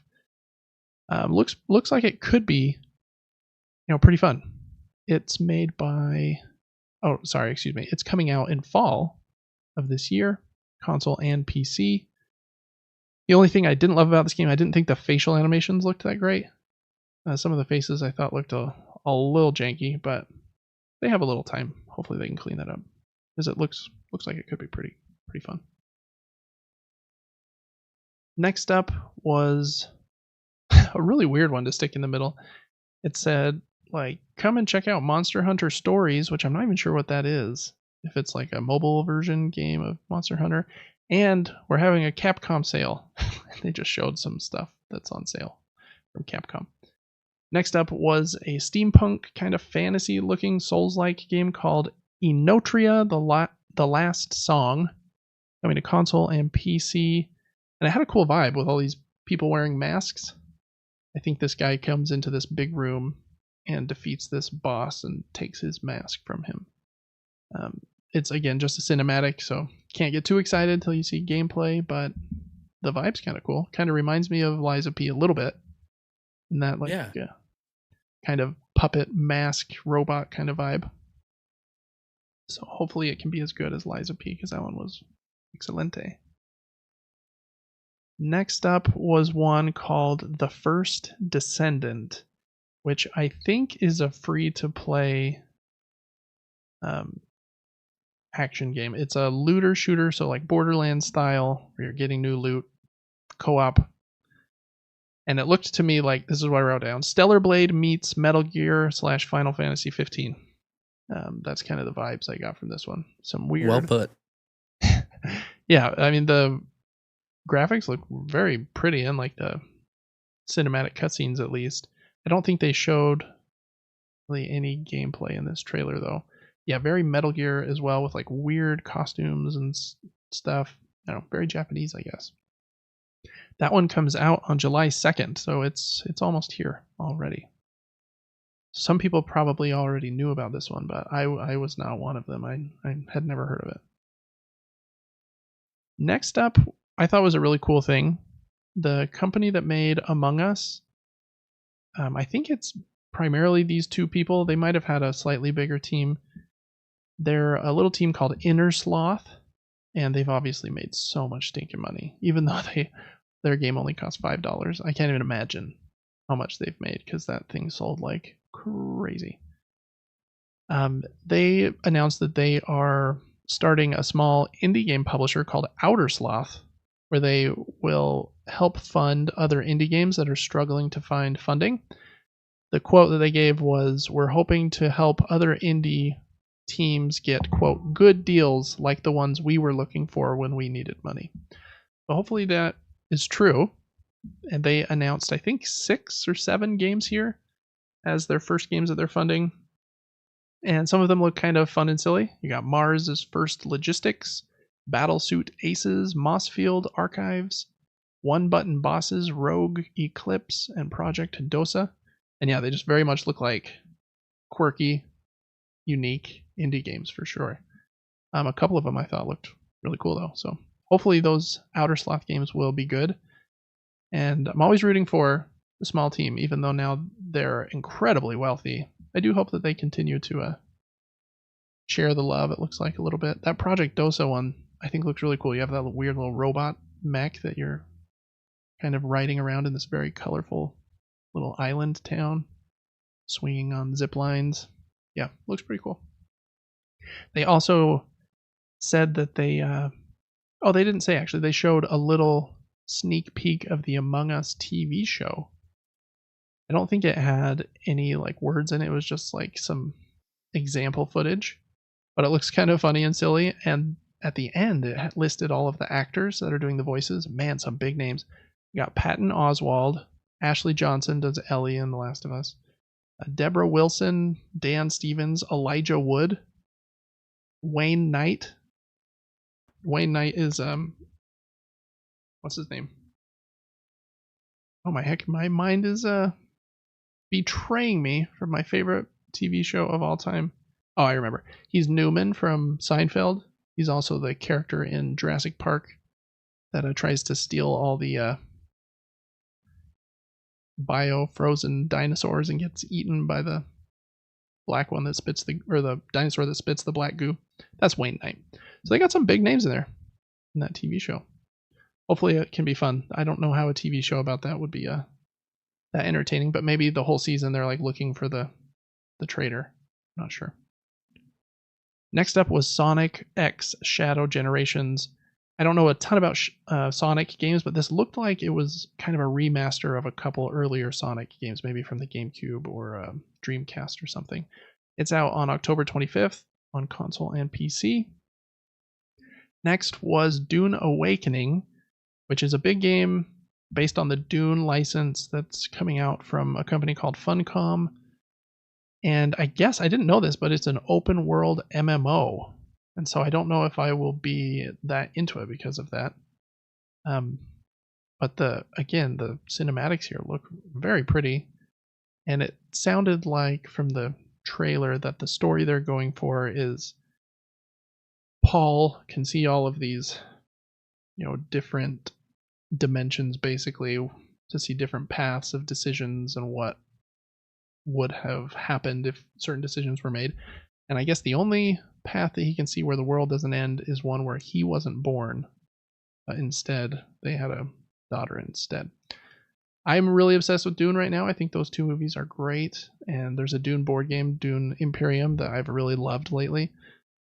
So I'm hopeful that this can be cool, but I have never gotten into an MMO.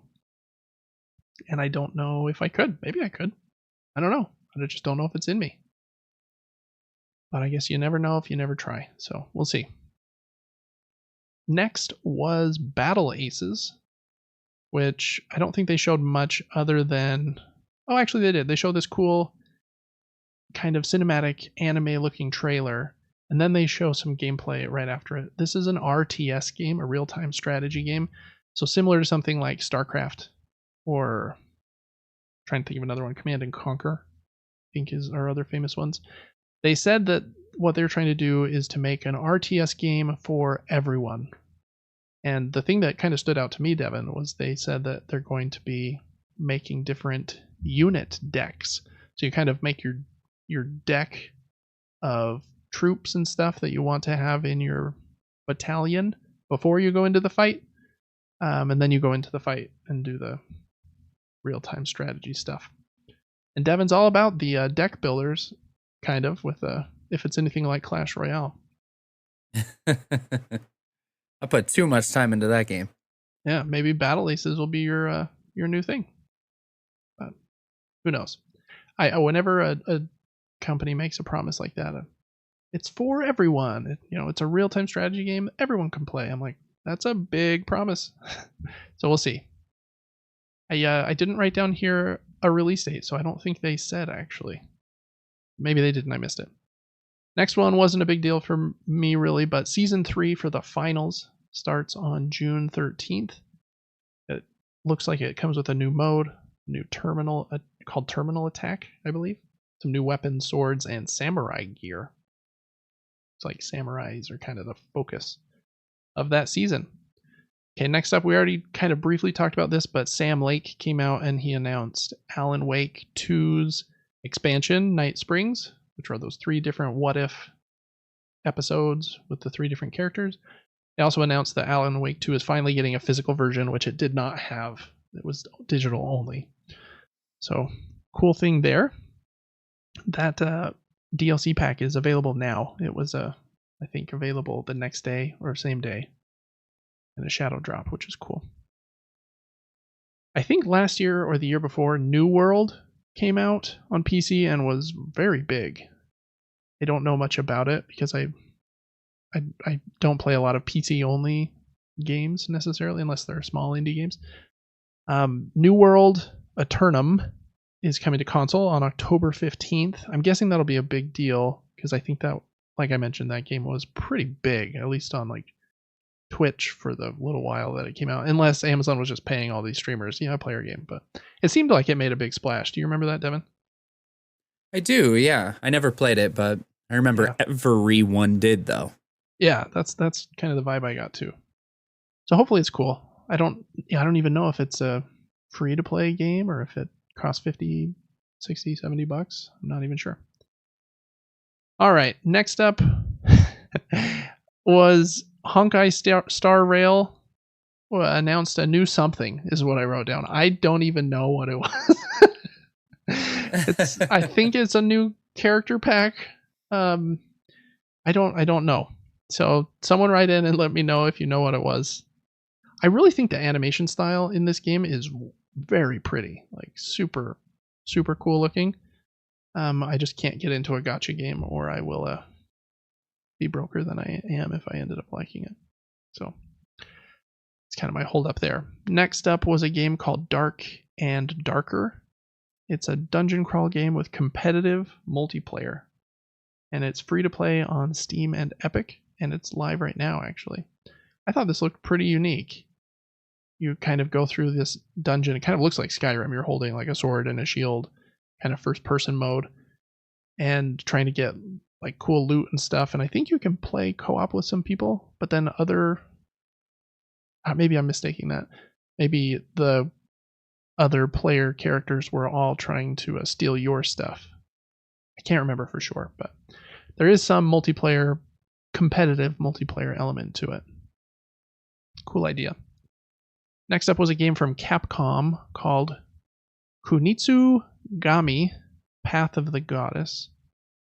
And it is out on July 19th. And I don't know really anything about this game, but I kind of liked the really weird art style that it has.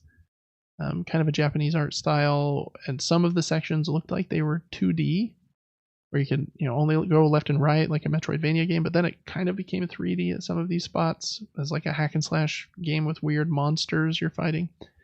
A little hard to know for sure, but that one is out in July, so pretty quick. Next up was Hyperlight Breaker. I really loved Hyperlight Drifter. I'm not even sure. Yeah, I'm not sure if this game is even made by the same team. I imagine it is because they probably own that property. But in this game, instead of being kind of top down like Hyperlight Drifter, it's a campaign co-op game. So you can play with, I think, up to 2 friends. Early access, late summer. Next up was Party Animals is getting an update. This is kind of a silly party game where you control a silly animal, might be a corgi or a penguin or a crocodile, and you're trying to throw each other off airplanes or something. It has these weird physics mechanics where you grab and like probably control like each limb separately. Those kind of puzzle games, or party games, can be really fun. I usually get them, fall off them, and then try them again a year or two later, and I'm like, yeah, these are a good time for half an hour. I think Super Pawers is what they said is the new thing, like a superpower with a dog paw. Kind of the pun there. So if you like party animals, I think Human Fall Flat, and I'm trying to think of the other game that these guys made, or that kind of has the similar vibe. I love the vibe. I think the vibe's really cool. Oh, it's super funny. Next up was a really funny segment of the game.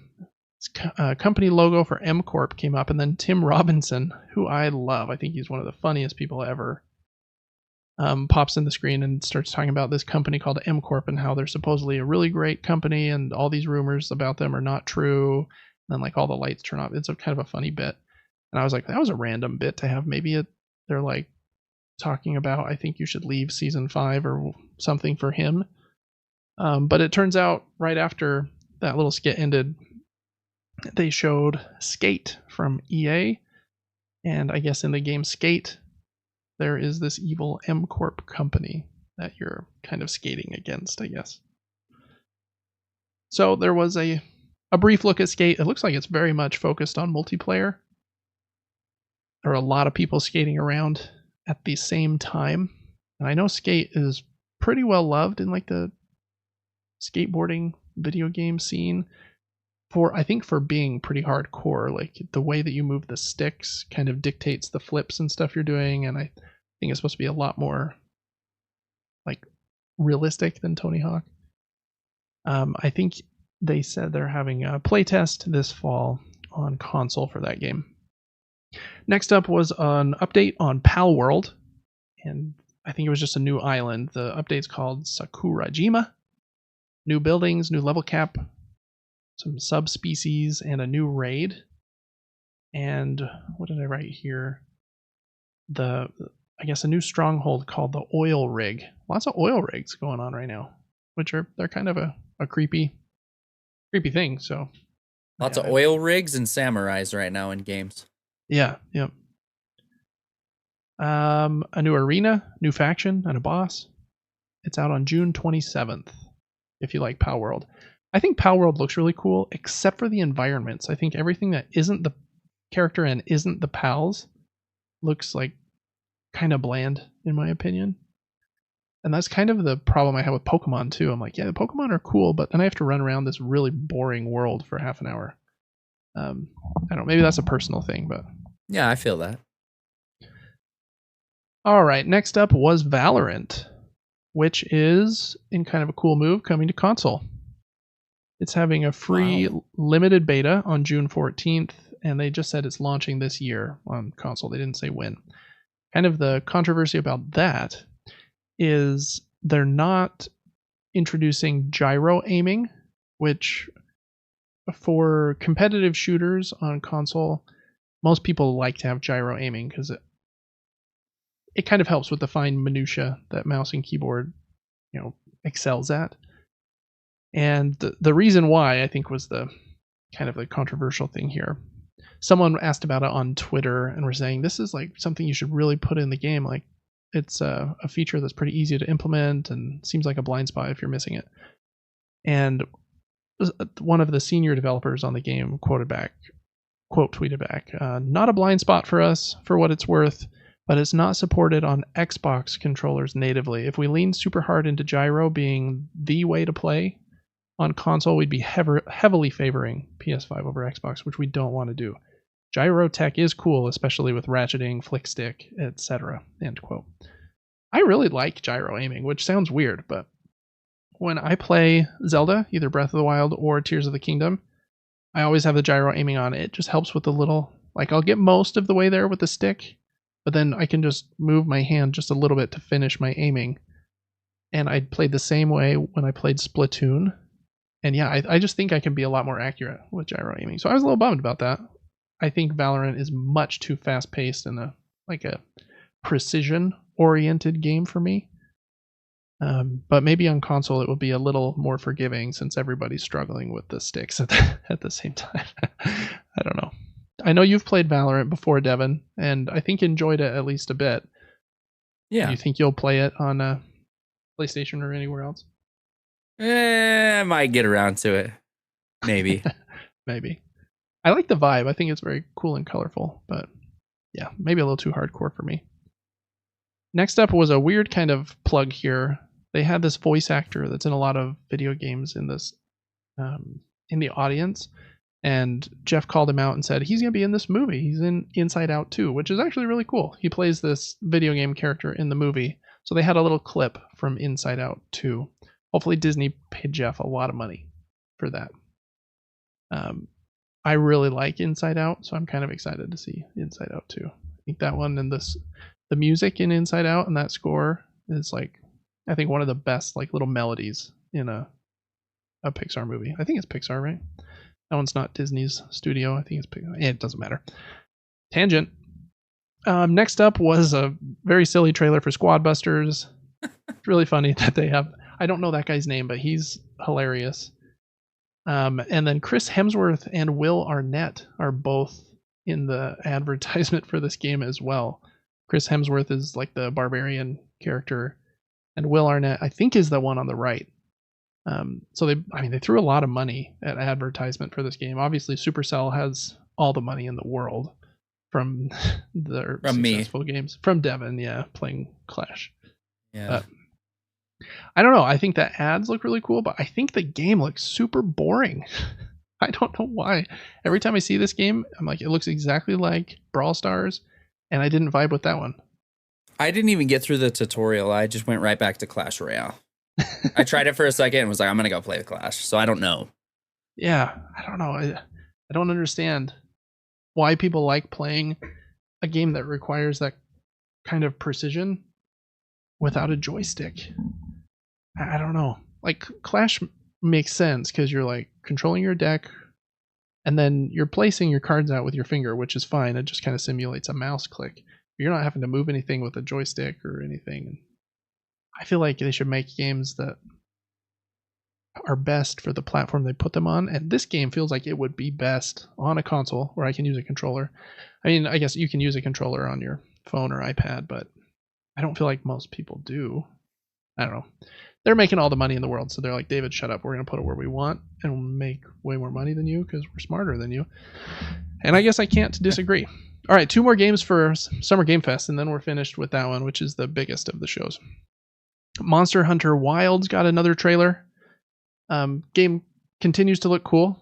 I've never gotten into Monster Hunter. Maybe since Rise is free on PlayStation Plus, maybe that'll hook us, and then we'll be more excited about this one. The only note I wrote here was Taco Bell Cinnamon Twist enemy.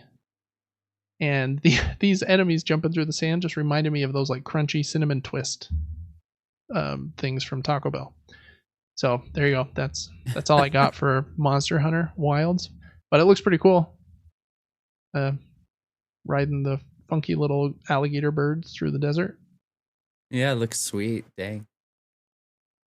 And then last up is a game called Phantom Blade Zero that I think has been shown before. I think Jeff mentioned it was at Sony's presentation last year. And it got a gameplay trailer, I believe. Super cool vibe. It looks like Sekiro to me, just with maybe a little more. If you mix Sekiro and Ghost of Tsushima, I feel like that you'd get this game maybe. Or Sekiro and Black Myth Wukong. I don't know. A lot of these games are kind of going after the same vibe, but the trailer looks really cool. There's some crazy looking bosses. One of them is a lady with swords attached to her shoes, and she like walks on them and attacks with them at the same time. I'm just like, oh, is that her? No, that's not her. You'll see her in just a second, but like that's creative, but I don't know if that's very efficient for a fight with a sword. No, that's a weird place to put your swords. Yeah, but I think the combat in the game looks really cool. And it looks super fast paced. It looks like Sekiro to me. There's like a lot of the get in there close, do your parries perfectly, and then when you've got an opening, like, you know, do as much damage as you can. Looks very cool. There's the Jade Dancer. Very unique. Anyways, that was the Summer Game Fest showcase. All right. Before we hop into the next one, and the next two were small indie ones, so we'll go through them real quick. They just went right after Summer Game Fest. And maybe we won't even hit on every game. I just feel like people spend a lot of time making these games. I feel like I should at least say their name. Like, okay, this game was next, or this game was next. But I guess just going back to Summer Game Fest for a second, how do you think, after skimming through those games, how do you think that showcase was? Maybe even comparing to Sony's State of Play a couple weeks ago. Way better than Sony's show. Yeah. Yep, for sure. Sony's show was kind of a dud, a little bit. There's a lot here. I'm looking through all the names. Hard to really choose what I'm looking forward to. But I think there's a couple winners in there for me. There's a couple games that targeted the horror genre. And then like Black Myth Wukong, I definitely want to see if the gameplay is going to be dope. And then this Phantom Blade game looks right up my alley. Monster Hunter, I mean, decent show, I think. Yeah, I agree. I thought it was pretty good as well. Definitely some indie games that I thought looked cool. That Lego Horizon game that they opened with, I thought looked super solid. So excited about that.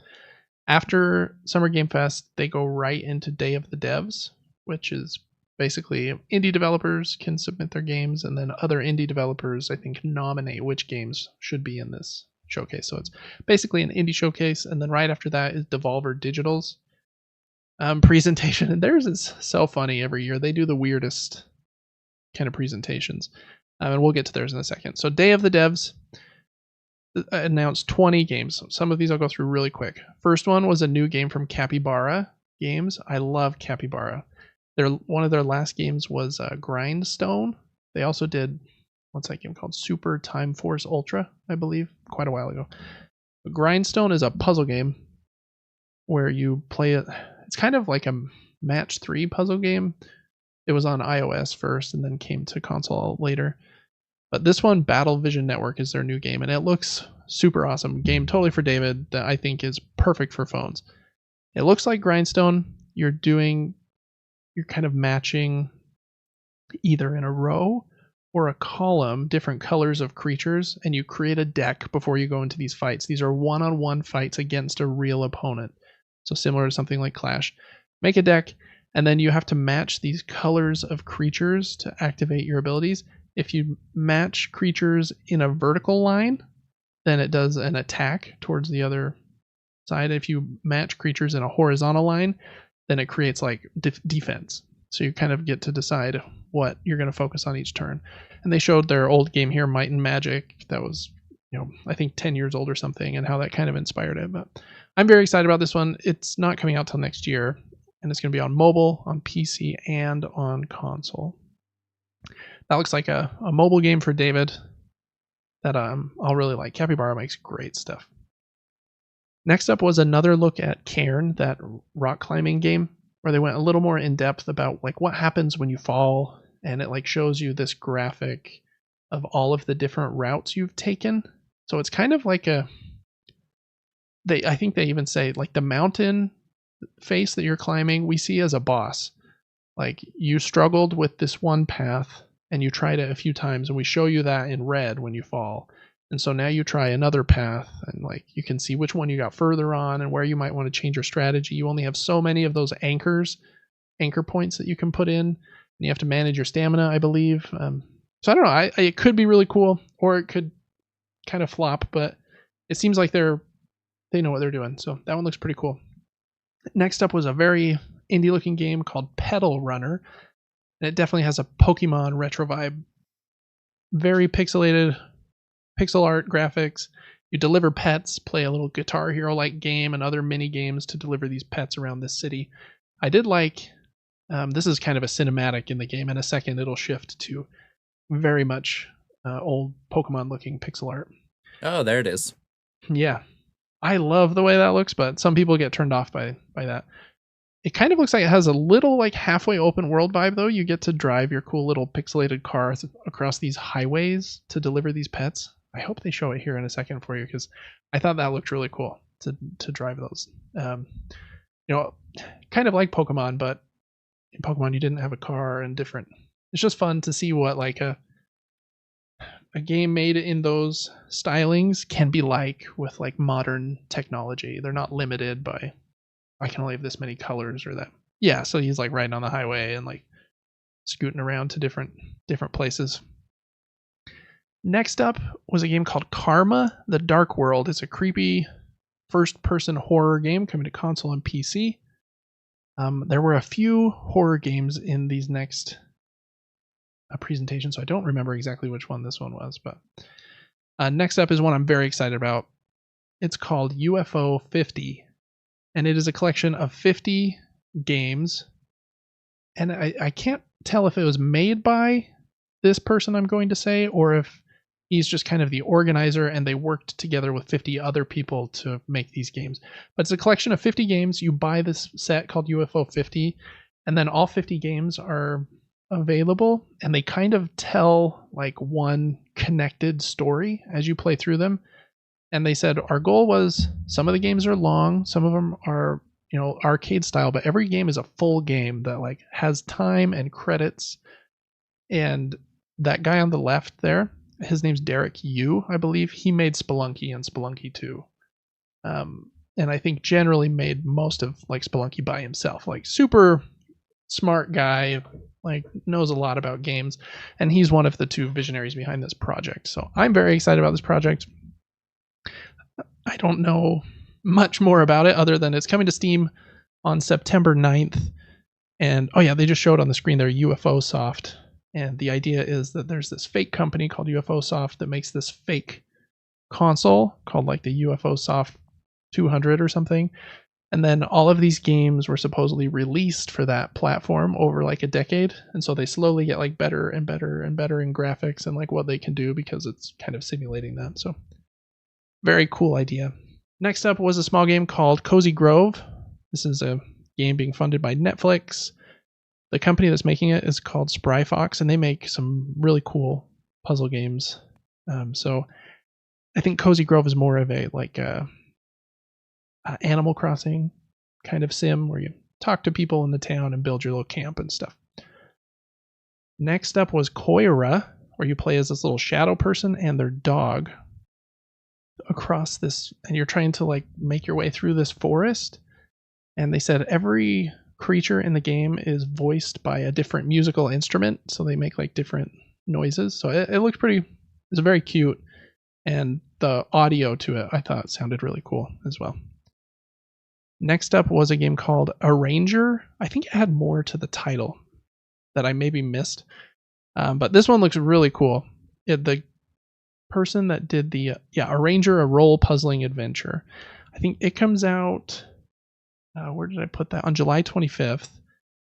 The artist who did the art in the game Braid did the art in this game, so it has that same kind of shiny, sparkly aesthetic to it. It looks beautiful. And it's a game where you're kind of like going through these dungeons and solving puzzles on this grid. But it's a puzzle game in that whenever you move horizontally or vertically on this grid, everything slides with you like a slide puzzle. So it's like I think you're muted, Devin. I am muted. That is very complex. That is crazy. Yeah, so she's like going, since you wrap around to the other side, she's like going through to other rooms and stuff. That's a David game, hardcore. So I'm excited to try that one. And what day did I say? July 25th. Okay, next, Blumhouse came up again and showed Fear the Spotlight a little bit farther, or a little bit longer. I think that one was the one in the PlayStation 1 kind of graphics. Next up is a really cool game that's been getting a bit of buzz. It's called Screenbound, and it's a platformer game where you're playing as a character in a 3D world that is holding a Game Boy. And in the Game Boy, you see yourself on a 2D plane. And so you have to... Again, kind of a puzzle game, but this is like a 3D spatial puzzle. You have to watch both things to make sure that you don't fall. There are enemies maybe on one screen, but not on the other. You might like get a balloon in the Game Boy, and then that like helps you float in the actual world. Very cool idea. I hope that it pans out pretty well. They mention a level editor, but I don't know if they're making that like available to the public or if it's just their level editor. Because it'd be really cool to see what like the internet could make with that level editor. Well, good for them. I bet this was difficult to make. Yeah, it looks very hard to make, but such a cool idea. I love new ideas, and that definitely is new. Next up is one I thought Devin would like. It's called Zoocosis, and one of the devs got on and said, I basically wanted to make a game that asked the question, what happens in a zoo at night after everyone's left, and what if it was creepy? And it looks a little janky, but it looks kind of funny. It's gonna be out this summer. Oh yeah, there's that spider giraffe turned into a spider giraffe. All these animals are getting infected with like this weird mutation, and so you have to like try and heal them and escape. Yeah, kind of a creepy looking first person puzzle horror game out this summer. Next game was called While Waiting, and it's just kind of this very minimalist indie game where you do different things while you're waiting, like waiting for the elevator, waiting for the red light. Cool idea. I don't know how much of a game is there, or if it's just, is it 30 minutes, or is there like more layers to it? I'm not sure yet. Next up was a 2D cyberpunk. They called it an adventure horror game called Psychroma. And I thought it had a cool vibe. I'm very picky with dialogue heavy games that are 2D like this, so I'd have to probably see some reviews and see how much it comes together. But next up was a game called Building Relationships, and the way he introduced that game was, imagine you are playing as a house on a date. And I was like, that's a very weird way to explain anything, but you play as a house that's like rolling around on like this mountainside, and you have to do a bunch of stuff by rolling this house around. That's the strangest thing. Yeah. Next up was a DLC pack to a game that I really want to play, but I haven't played yet, called A Little to the Left. This DLC is called Seeing Stars. A Little to the Left is like a organization puzzle game where you have to organize the different things on the screen, but there might be multiple ways to organize them. So you can get like, there's multiple solutions and multiple, like, you need to get as many of the solutions as you can to get the different stars. Very cool art and kind of a fun idea, like organizing a junk drawer or something. Let's see what's next. Hello Again is a cozy time loop, is what they said. Play as this little ferret in kind of this colorful place. It looks like there's this 2D game has a similar like colorful art style that is now. Oh, what is that game called? Ollie Ollie? No, but I do love Ollie Ollie. Dang, I can't remember. Anyways, it kind of had the same vibe, so it's definitely an indie like adventure game. Go around, talk to people, track stuff in your journal, probably solve some puzzles. Tom the Post Girl was next. Looks like a funny, very quirky game. You play as a post girl named Tom who has to deliver packages to people, but she's obsessed with spying on people. So instead of just delivering it, she like looks through their windows, or like I don't like, she's just spying on everybody. Looked kind of silly. And maybe halfway creepy. It has some very interesting like artwork. After Love EP was next. It's a narrative game about a musician in Jakarta. Out in Q3.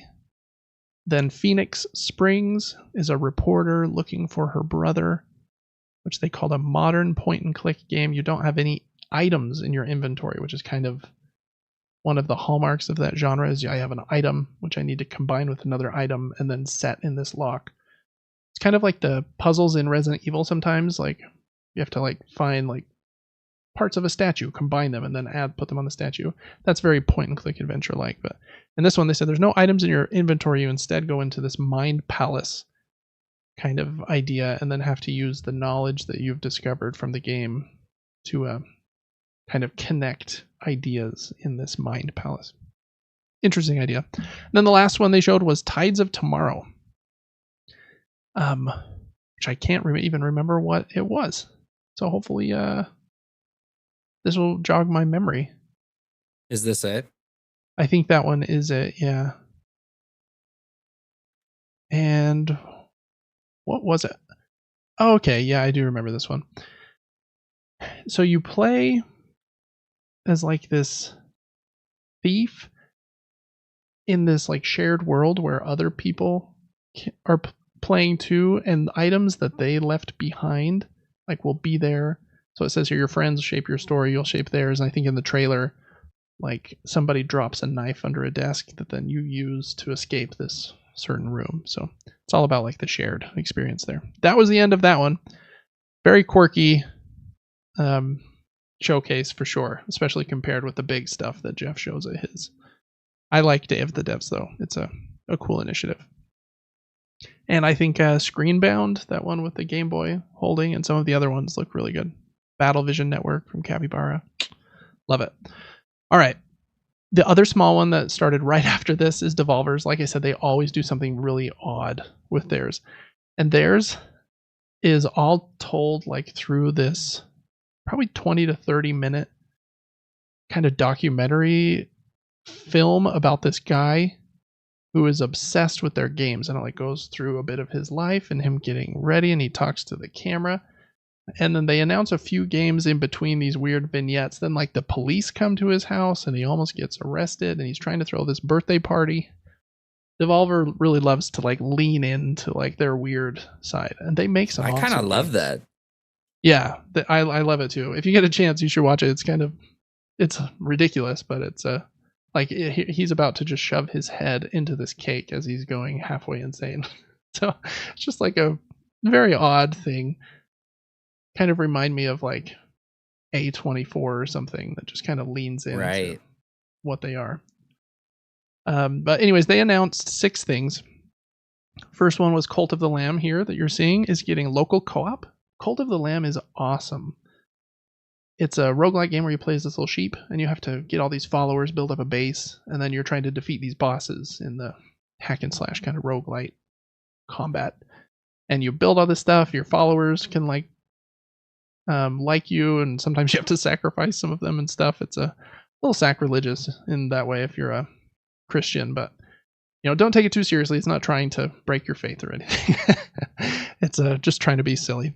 It's a fun game though. I really like it. Next one is called The Crush House, and it's really weird. It like makes fun of things like The Bachelor and Love Island. It's like a parody of those, and so I don't even know exactly what it is, but it shows these characters like punching each other, then kissing, and then it seems like there's might be a twist in this one too, with like some cameras like watching you, and it turns into like this Five Nights at Freddy's kind of thing. I'm not exactly sure what this is, but there you have a demo that's going to be out on August 9th if you want to check that out. Next up was a game called Tenjutsu. and it is a roguelike kung fu game from one of the designers of Dead Cells, one of the most well-loved kind of roguelike games. And I think it looks really cool. This cinematic here at the beginning isn't what it looks like. It looks like that when you're playing. Kind of a little more pixelated. I would say pixelated to the level that something like Celeste is. So it's not like super old-fashioned looking, but definitely is pixel art. But I think it looks really cool. Hopefully the combat style is, or the combat's really fun. They said they were inspired by Hotline Miami, which is a very violent and brutal game, but is very addictive because it's just such a fun time. So yeah, hopefully that one's great. Hotline Miami was also one of the games that put Devolver Digital on the map. So I'm sure that they wanted that one partly for that reason. Next up was an expansion pack for the Talos Principle 2. The Talos Principle is a puzzle game where you play as kind of a robot and you're solving all of these puzzles in 3D. So you're like using lasers and different things to solve puzzles. I've played almost all of the first game and it's really awesome. Like the puzzles are great. And I've heard the second game is even better. So I'm really excited to try it. This expansion, it looks like, has 3 new areas. I don't think that I wrote down what they were. Yeah, but they're like 3 different areas focused on different types of puzzles. One of them has this giant cube with like large puzzles that are connected together. But if you like puzzle games, Talos Principle and the second one are both excellent. Next up was a game called Angerfoot that's out on July 11th. And what a weird looking game. It's like this character is running through these places, just it looks like Doom. You're just like destroying people, but you mostly do it through your sneakers, and the sneakers that you're wearing do different things. Like they have these float shoes and flash shoes, and you're kicking like crazy, and that leg flying out there kicking looks so ridiculous. Kind of funny though. So it reminds me of in Battletoads when you like hit someone really hard and it's like this massive fist. Yeah, you know what I mean? That's a good call out. It does look like that. That's Angerfoot. Definitely a unique game. Seems like a game for them. And then next up is another game by Heart Machine. In anime style art, it's called Possessors. It's not coming out till 2025. I think Heart Machine is who did Hyper Light Drifter. Very excited for this game. Hyper Light Drifter was awesome. So this one looks cool as well. Don't know much about it other than it kind of looks Metroidvania here from the gameplay, but then the artwork is very like Japanese anime style in like those cinematic cutscenes. So we'll see what it comes together as. Okay, that was those 3 shows. I thought those were pretty good. I liked the indie ones probably a little better than the Summer Game Fest, but that's just kind of because of my leanings. Okay, next up, we're going to try and go through these last 2 a little quick. Xbox had their big show on Sunday. And we'll go through these things real quick, and then I'll have Devin tell me how he thinks that Xbox's show was. First off, they showed a little bit of Black Ops 6. That's what they started with. It's coming to Game Pass on October 25th. I've forgotten how great like Call of Duty campaigns look. Man, they're beautiful, and like they're just like as blockbuster of a blockbuster of a blockbuster as you can get. It's like super high like cost, and yeah, I don't know. I don't know that I'll even play it, but I was just like impressed with it a little bit. I think you're too far forward, Devin. Maybe I'm trying to look and see where you're at right now. Oh, sorry, you're... There's a whole other one before Xbox, huh? Okay, never mind. Let's stop right here. Let's go back. Next up was a future game show, which was also a lot of indie games. So let's bust through those really quick, and then we'll get to the Xbox show. They showed a lot of things. Again, I feel like I need to say the names for some of them, or for all of them at least once. This first one is called Bogdan's Cross. And it had cool art. You kind of play as this kind of like hero in the Crusades, it kind of looked like. He's, yeah, holding a sword, smacking stuff. Next up was a game called First Dwarf, which is a base builder. They have a demo out now, and it's in early access on June 20th. And that one, I think, was a multiplayer base builder game. Kind of looked like it could be fun, but again, very picky with those kinds of games. Next up was a game called Nobody Wants to Die. It's a sci-fi noir detective thriller. And after the show, they released another trailer, and the game looks really great. Like, the graphics are really good, kind of has Blade Runner vibes. You're like trying to solve some crimes in this like future. I think the year is 2329. Very pretty. Next up was a very small game called Detective Dotson. You play in India and solve crimes. Kind of has blocky art, but looked like it might be just funny enough or cute enough to be good. Yeah, there it is. Very blocky kind of characters. Next up was another look at that Once Human game that I thought looked like Remnant a bit. And they went into a bit more detail about kind of the gameplay elements. There's like tons of different bosses, and it's a survival game. You have to like make bases and craft food and stuff, and then it also has these big fights, and I don't know, it could be really cool, or it might be too much, or it might be trying to do too much. We'll see.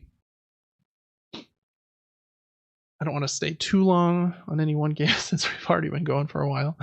So I'm going to just keep talking. You scrub through it wherever you want, Devin. If you want to see another game for any longer, feel free to do so.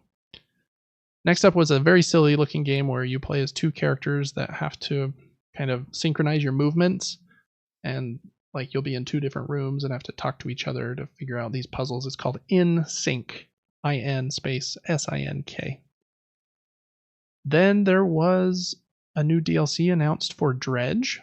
Dredge is awesome. It's now on PlayStation Plus Extra. If you haven't played Dredge, it's pretty great. This DLC is again based in an Iron Rig. It's called the Iron Rig DLC, I think, on August 16th is when that is coming out. Looks fun, has some kind of cosmically weird artwork in that reveal. And then they did 7 quick spotlights. One game was a fast-paced first-person shooter 4 versus 4 called Diabotical Rogue. Then a game called DDS2 is an action sim game. Kind of had this island with a guy on a boat and stuff. Then Star Vaders is a tactical roguelike deck builder. Has a demo out now, soon to PC. The guy that made Balatro said, "Watch out for this one. Looks great." So you know what I'm doing? I'm watching. You're watching out.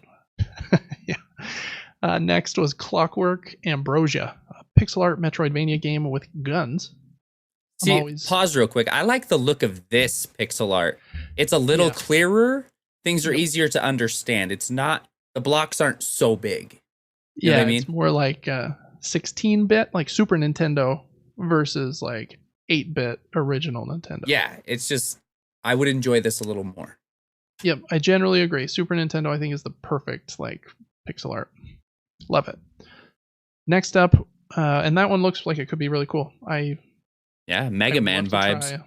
Yeah, Metroidvania with some cool weaponry. Next up was Clockwork Ambrosia. Nope, that's not right. That's the one I just said. Next up was Sword of the Necromance Resurrection. It's a remake of some indie dungeon crawler game. Then Anton Blast. They said it's inspired by Game Boy Advance games, and it's really weird when you like run fast and just smash through stuff. I don't know. I'm not sure. The 2 times I've seen it, I've thought that looks very unique, but also looks like it almost plays itself because you're just like running. You'll see it here in a second. After Anton Blast was Farlands, which is a sci-fi farming sim.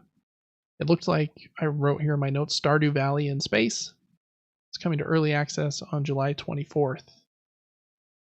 And then the one of these 7 that I thought looked the coolest is called Big Boy Boxing, and it's basically Punch-Out mixed with Nickelodeon is what I put.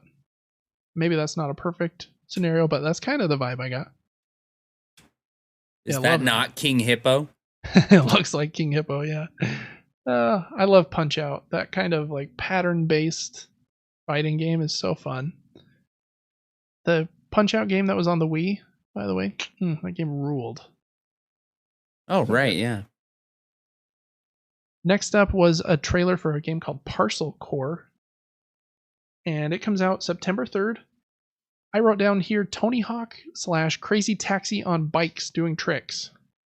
PC and console, there's a demo out on Steam. Has cool vibes. I like I like what it looks like. Then there was another look at Screenbound, that one with the 2D and 3D puzzle kind of scenario. They just said it's coming soon. Don't know what that means, but it's coming soon. Then there was a sizzle reel of games that are coming to Netflix soon. Tales of the Shire, that new Lord of the Rings game that I don't think is out yet, is coming to Netflix. Don't Starve Together, Lab Rat.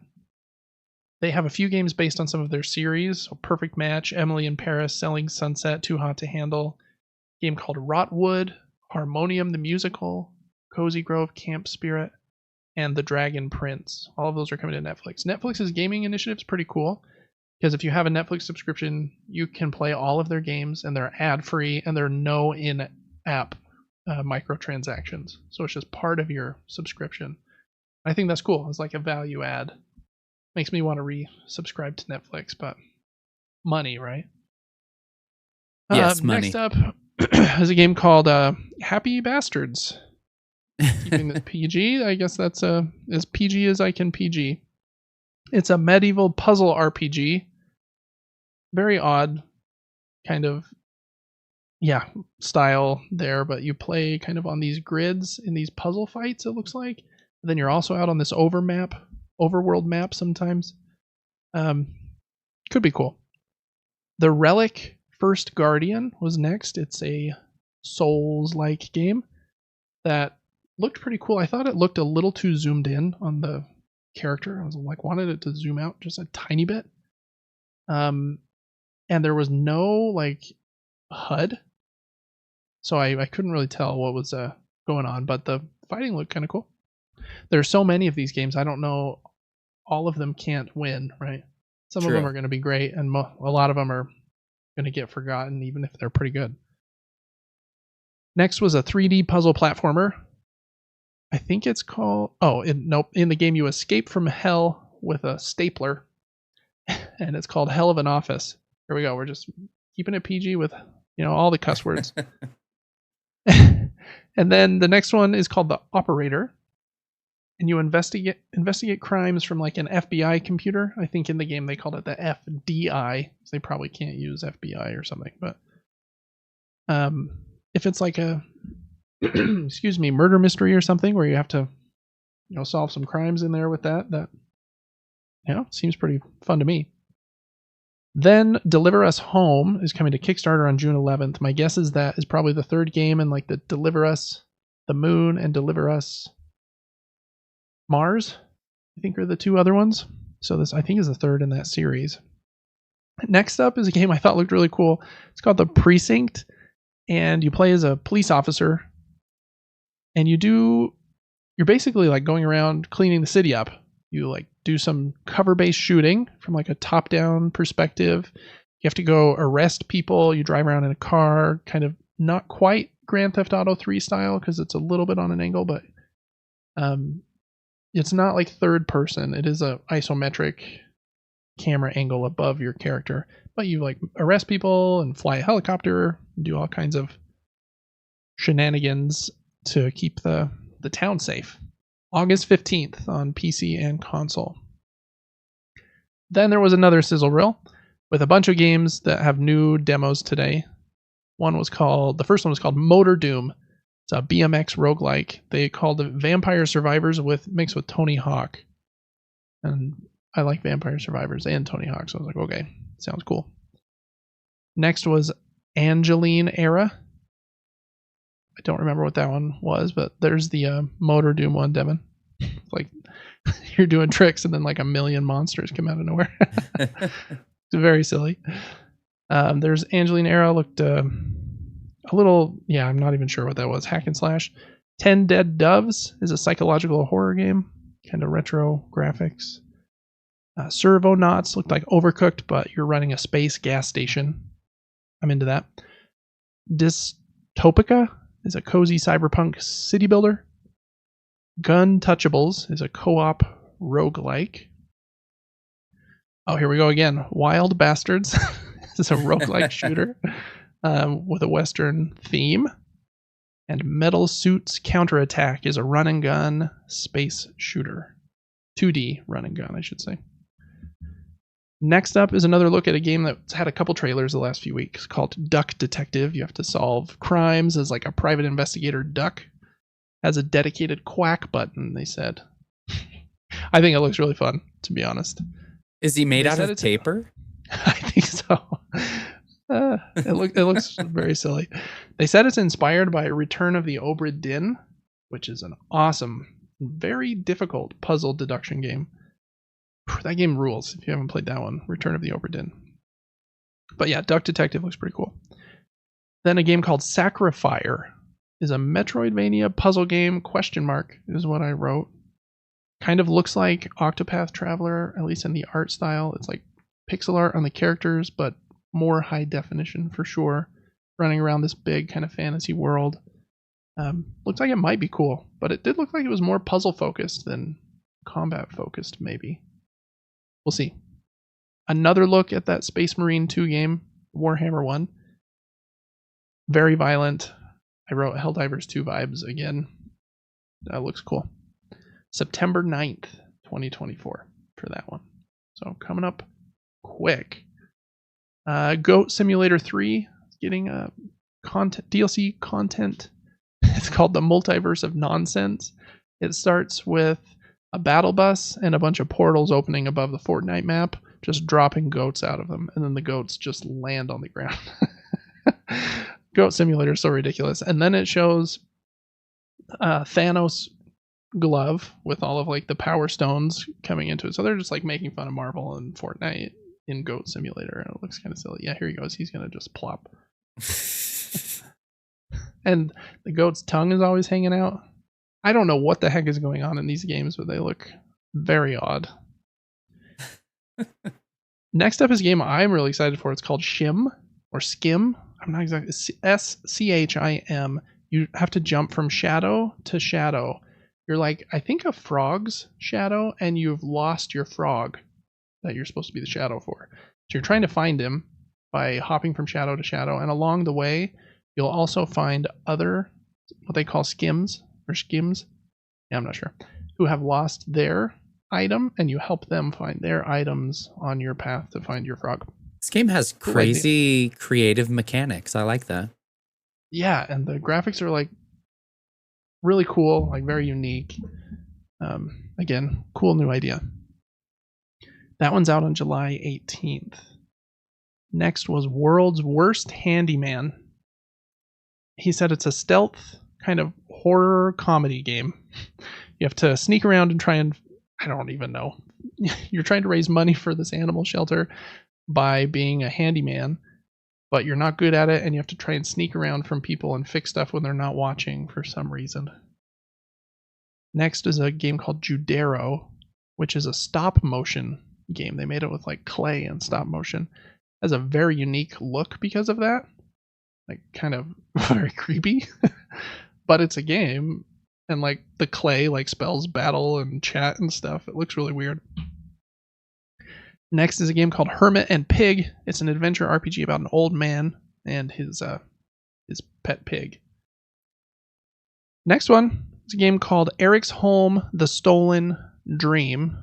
It's a, let's see what I write down, top-down stealth action during gameplay. But then I also wrote down the facial animations were incredible in like the cutscenes there. I was very surprised. I don't know if they're using like Unreal Engine 5 or something to help with that, because sometimes you see like a game that you know costs $300 million and the facial expressions are still not very good. Then this game, in this kind of a more indie-based showcase, I'm like, man, those faces look very good. Even while watching this muted, you could almost tell what they're saying to each other. Yeah. Are you watching it muted as well? Yes. Mm-hmm. Oh, okay. I thought you were listening to sound. I should be listening. Why am I not? Both sitting. Yeah, you can turn it up a little bit if you want to. Let's see. What was that one called? Eric's Home, The Stolen Dream. PC and console soon. I thought it looked really cool. I don't know much about it, but it looked like you were sneaking around as that kind of lady's daughter trying to help the town or something. Next one's called Run from Mummies, and you basically run a lot in these dungeons with friends from mummies. Fall 2024 on PC and PlayStation 5. Next was a Souls-like side-scroller called Mandragora. Looks like it could be good, is what I wrote down. Comes out this year, PC and console. I couldn't tell if there was... Again, I feel like that one needs to be zoomed out a tiny bit. So maybe they can clean it up before launch and it could be good. But very picky with the Metroidvanias and the 2D games because there's so many good ones. Okay, what was the next one here? Dustborn. It's a road trip adventure where you make decisions, kind of like a Telltale game. It's out on August 20th. Kind of an intense trailer here. They're getting pulled over, and you get to make a decision, like when the cop gets to your window about what to do, and you end up like delaying the cop, and he is a little freaked out by you, so he steps back a couple steps and then gets hit by a diesel semi truck. But if you like decision-based games, that looks like it's what it is. Next one is a game that uses the super hot mechanic, where basically the game moves when you move, it looked like. They call it a bullet hell game called Enter the Chronosphere.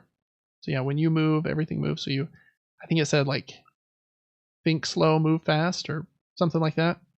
So you can kind of plan out what you're going to do next, but then as soon as you start moving, everything else is going to start moving too. I like that mechanism. Super hot is great. Next up was a tower defense game where you kind of control your troops called Toy Tactics. Thought it looked a little mid, but maybe I'd be shown wrong. Next was a game called Linkito, and the trailer they showed looked pretty cool because the animation like playing in this TV gave me Fallout vibes because it's like the Pip-Boy kind of stuff. But then it just ends. They just like right there, they didn't show any gameplay or anything else. So wow. I know almost nothing about it. So yeah, I don't know. Next was Numata, a Resident Evil inspired horror game. Very grisly, real looking graphics was kind of what I wrote down. It's out this year on PC and console. It looks very very grainy and definitely like they went for realism, which might be a little much for me. I mean, it looks creepy. Okay, next up was a Hotline Miami inspired game called Sono Kuni, and it mixes hip hop music with I think kind of karate. And so yeah, it kind of looks like Hotline Miami, but you're doing all these like karate kicks, and you can deflect bullets back with your fancy kicks. What a superpower. Next up is a game called Eternal Strands. You were fighting big monsters that you can climb, kind of in Shadow of the Colossus style. Very colorful vibe. There was a cool NPC in the game that you were talking to that was kind of bird-like, reminded me of the Rito in Zelda, those bird, the race of birds in Breath of the Wild. PC and console soon is what it said. Yeah, I don't know. That one could be. It has potential to go either way, I think, because it looks pretty good. But what does it feel like? Who knows? Next up, they had a sizzle reel of just a bunch of examples of things that people have made in Unreal Engine 5. And they do look amazing, but a lot of them are like, just like a single screen or something, but they look good. Then was Starship Troopers Extermination, Carnage on Planet X-11 update. I didn't know this was a thing, but I guess there is a Starship Troopers game. The thing they focused on with this update is I guess every enemy you kill now stays where it is, and it's dead body. So they like showed you walking on the giant mound of dead bugs to get like a better vantage point. Anyways, if you like Helldivers 2, seems like it's going after a similar audience there. Next game is called The Casting of Frank Stone. It's by Supermassive, who did Until Dawn and the what's that series of games called? I can't remember. They do all the games like Until Dawn. Man of Medan and Dark Anthology? Yeah, Dark Anthology. There you go. This one is specifically set in the Dead by Daylight world. And so I don't know exactly what that means, but it's somehow related to Dead by Daylight. It's out on console and PC this year. It's a single player game though. So it is basically a Supermassive game just in Dead by Daylight's world. Next game, again, I thought could go either way. Has a cool, colorful vibe, gave me Crash Bandicoot vibes and Donkey Kong Country vibes. And so I wrote down here, please don't suck. The name of the game is Nico Dorico. And you play as like that funky looking, I don't know what that animal was. What animal would you say that was? Tiger? I don't know. But it has these cool like 2D levels that look like Donkey Kong Country level. There's minecart levels where you're on a rocket like the newer Donkey Kong Country levels. But then there's some that are like Crash Bandicoot that go forward and backwards where you can move slightly along that plane. You can play in co-op. I don't know. It could go either way. I'm nervous, though, that it will be a bust, but hopefully I'm proven wrong. That one, I think I already said, this year on PC and console. Next up is a game called Body Cam. It kind of blew up earlier this year for being uber, like, realistic. And it's a tactical, objective-based, multiplayer, first-person shooter. The two modes they mentioned in the trailer are Deathmatch and Body Bomb. I'm guessing they'll have more at some point, but seems like... what's that game that everyone's obsessed with? Rainbow Six Siege, kind of adjacent, right? A very tactical shooter. And the last game of the show was actually just a little weird that they showed this. It was a tiny little trailer. It didn't show any gameplay, just showed this frog on the screen breaking some glass. Which the animation in this shot's really pretty. But that's all they showed about it. And then they popped up to the hosts and they said, this is, I guess, the first little tidbit or example from Woodrunner Games, who are devs that worked on Cuphead. Ooh, exciting. It's not the same studio as Cuphead. It's just, I guess, some that worked on Cuphead and have moved on to do their own thing. So I think that frog looked really cool. But yeah, I don't same. know what the heck was the game. I don't know. All right, so that was the Future Game Show. That was all. They had a lot of small reveals there. So we've been going here for a sec. Now we're on the Xbox show. This is where they started with Black Ops 6, and where I was saying that, man, Call of Duty, it's beautiful looking, and I do remember like liking some of those campaigns, or like just a fun action movie, some twists maybe, lots of shooting. Yeah, I don't really have much else to say about Black Ops 6. After this Xbox conference, they did a whole like 30-minute deep dive into multiplayer, single player, and zombies. I didn't watch that either, but if you want to know more about Call of Duty, there is that as well. And I think Treyarch and Raven are both working on this game. Anyways, that was the Black Ops 6 section. Then we start into Xbox shows proper. This was Phil Spencer, was kind of the one that kicked it off. He's the head of Xbox, I believe. And the first game they showed was Doom: The Dark Ages, the newest Doom game. And man, it looks awesome. It's like fantasy based. So I think it says like before he went to space, he was like I don't know, some hero or something back in the past. And so there are mechs, like a Doom mech that you like drive. There are dragons, fantasy related stuff. I thought it looked really cool. It opens here with him grabbing this shield as well. It's coming out next year on Game Pass, Series X, and PC. And it is coming to PlayStation. They just didn't announce that during the showcase. But yeah, it looks very cool. But again, Doom is very intense. You got to be ready for like, I'm going to play for 30 minutes and it's going to be like my heart rate's going to be up, there's going to be blood everywhere, and I'm going to be jamming to some metal music, and then I'll be done. Yep, time to release all my anger. Yeah, but people really love these, and I can see why. It kind of feels like an arcade game in a way. It's just like what's the example? Like a Resogun or a Housemarque made that Dead Nation one where you're shooting the zombies, and kind of similar vibe here. It's just like non-stop action. Next was State of Decay 3, which just got a cinematic trailer. That's kind of their survival zombie game. I don't know a lot about it. I haven't played it, but I think the idea is like it's a big shared space and you can kill other players or form alliances with them, kind of idea. I don't even know if there's a campaign in these games. Maybe there is. Next was a cinematic trailer for Dragon Age The Veilguard.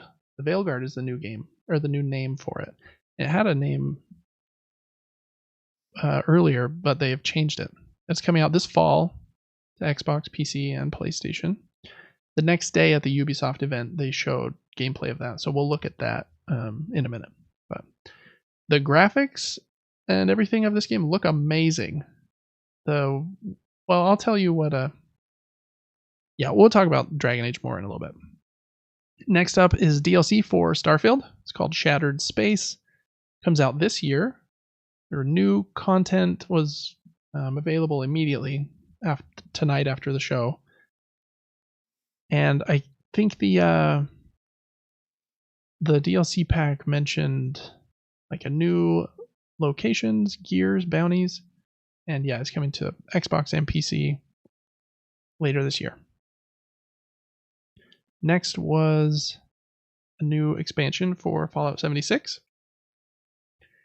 And I think they said it's the first expansion to Fallout 76 that adds more space to the map. So I think there's like new locations. And the ability to play as a ghoul is coming in early 2025, they said. Next up is a cool looking game, I think it's called Expedition 33. And I couldn't fully tell from the trailer, but it looked like it might be a turn-based game. It comes out next year on Game Pass, PC, and this one has been confirmed for PlayStation 5. I want to watch this trailer for just a second and tell me something looks weird about it.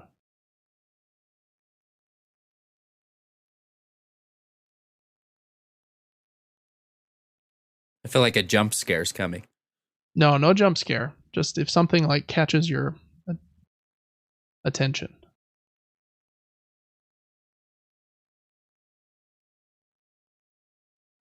Surprised you haven't caught it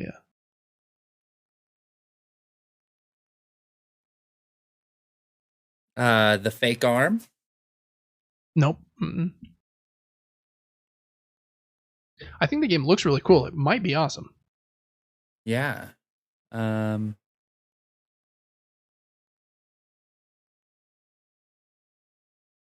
As a little hint, so that there's not too much dead air, look at the male character. I'll take a sip of my Mountain Dew, see if I can burp again.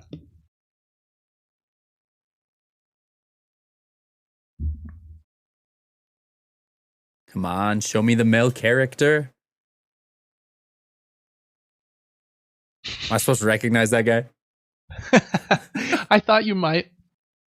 The note I put in the document is that Robert Pattinson?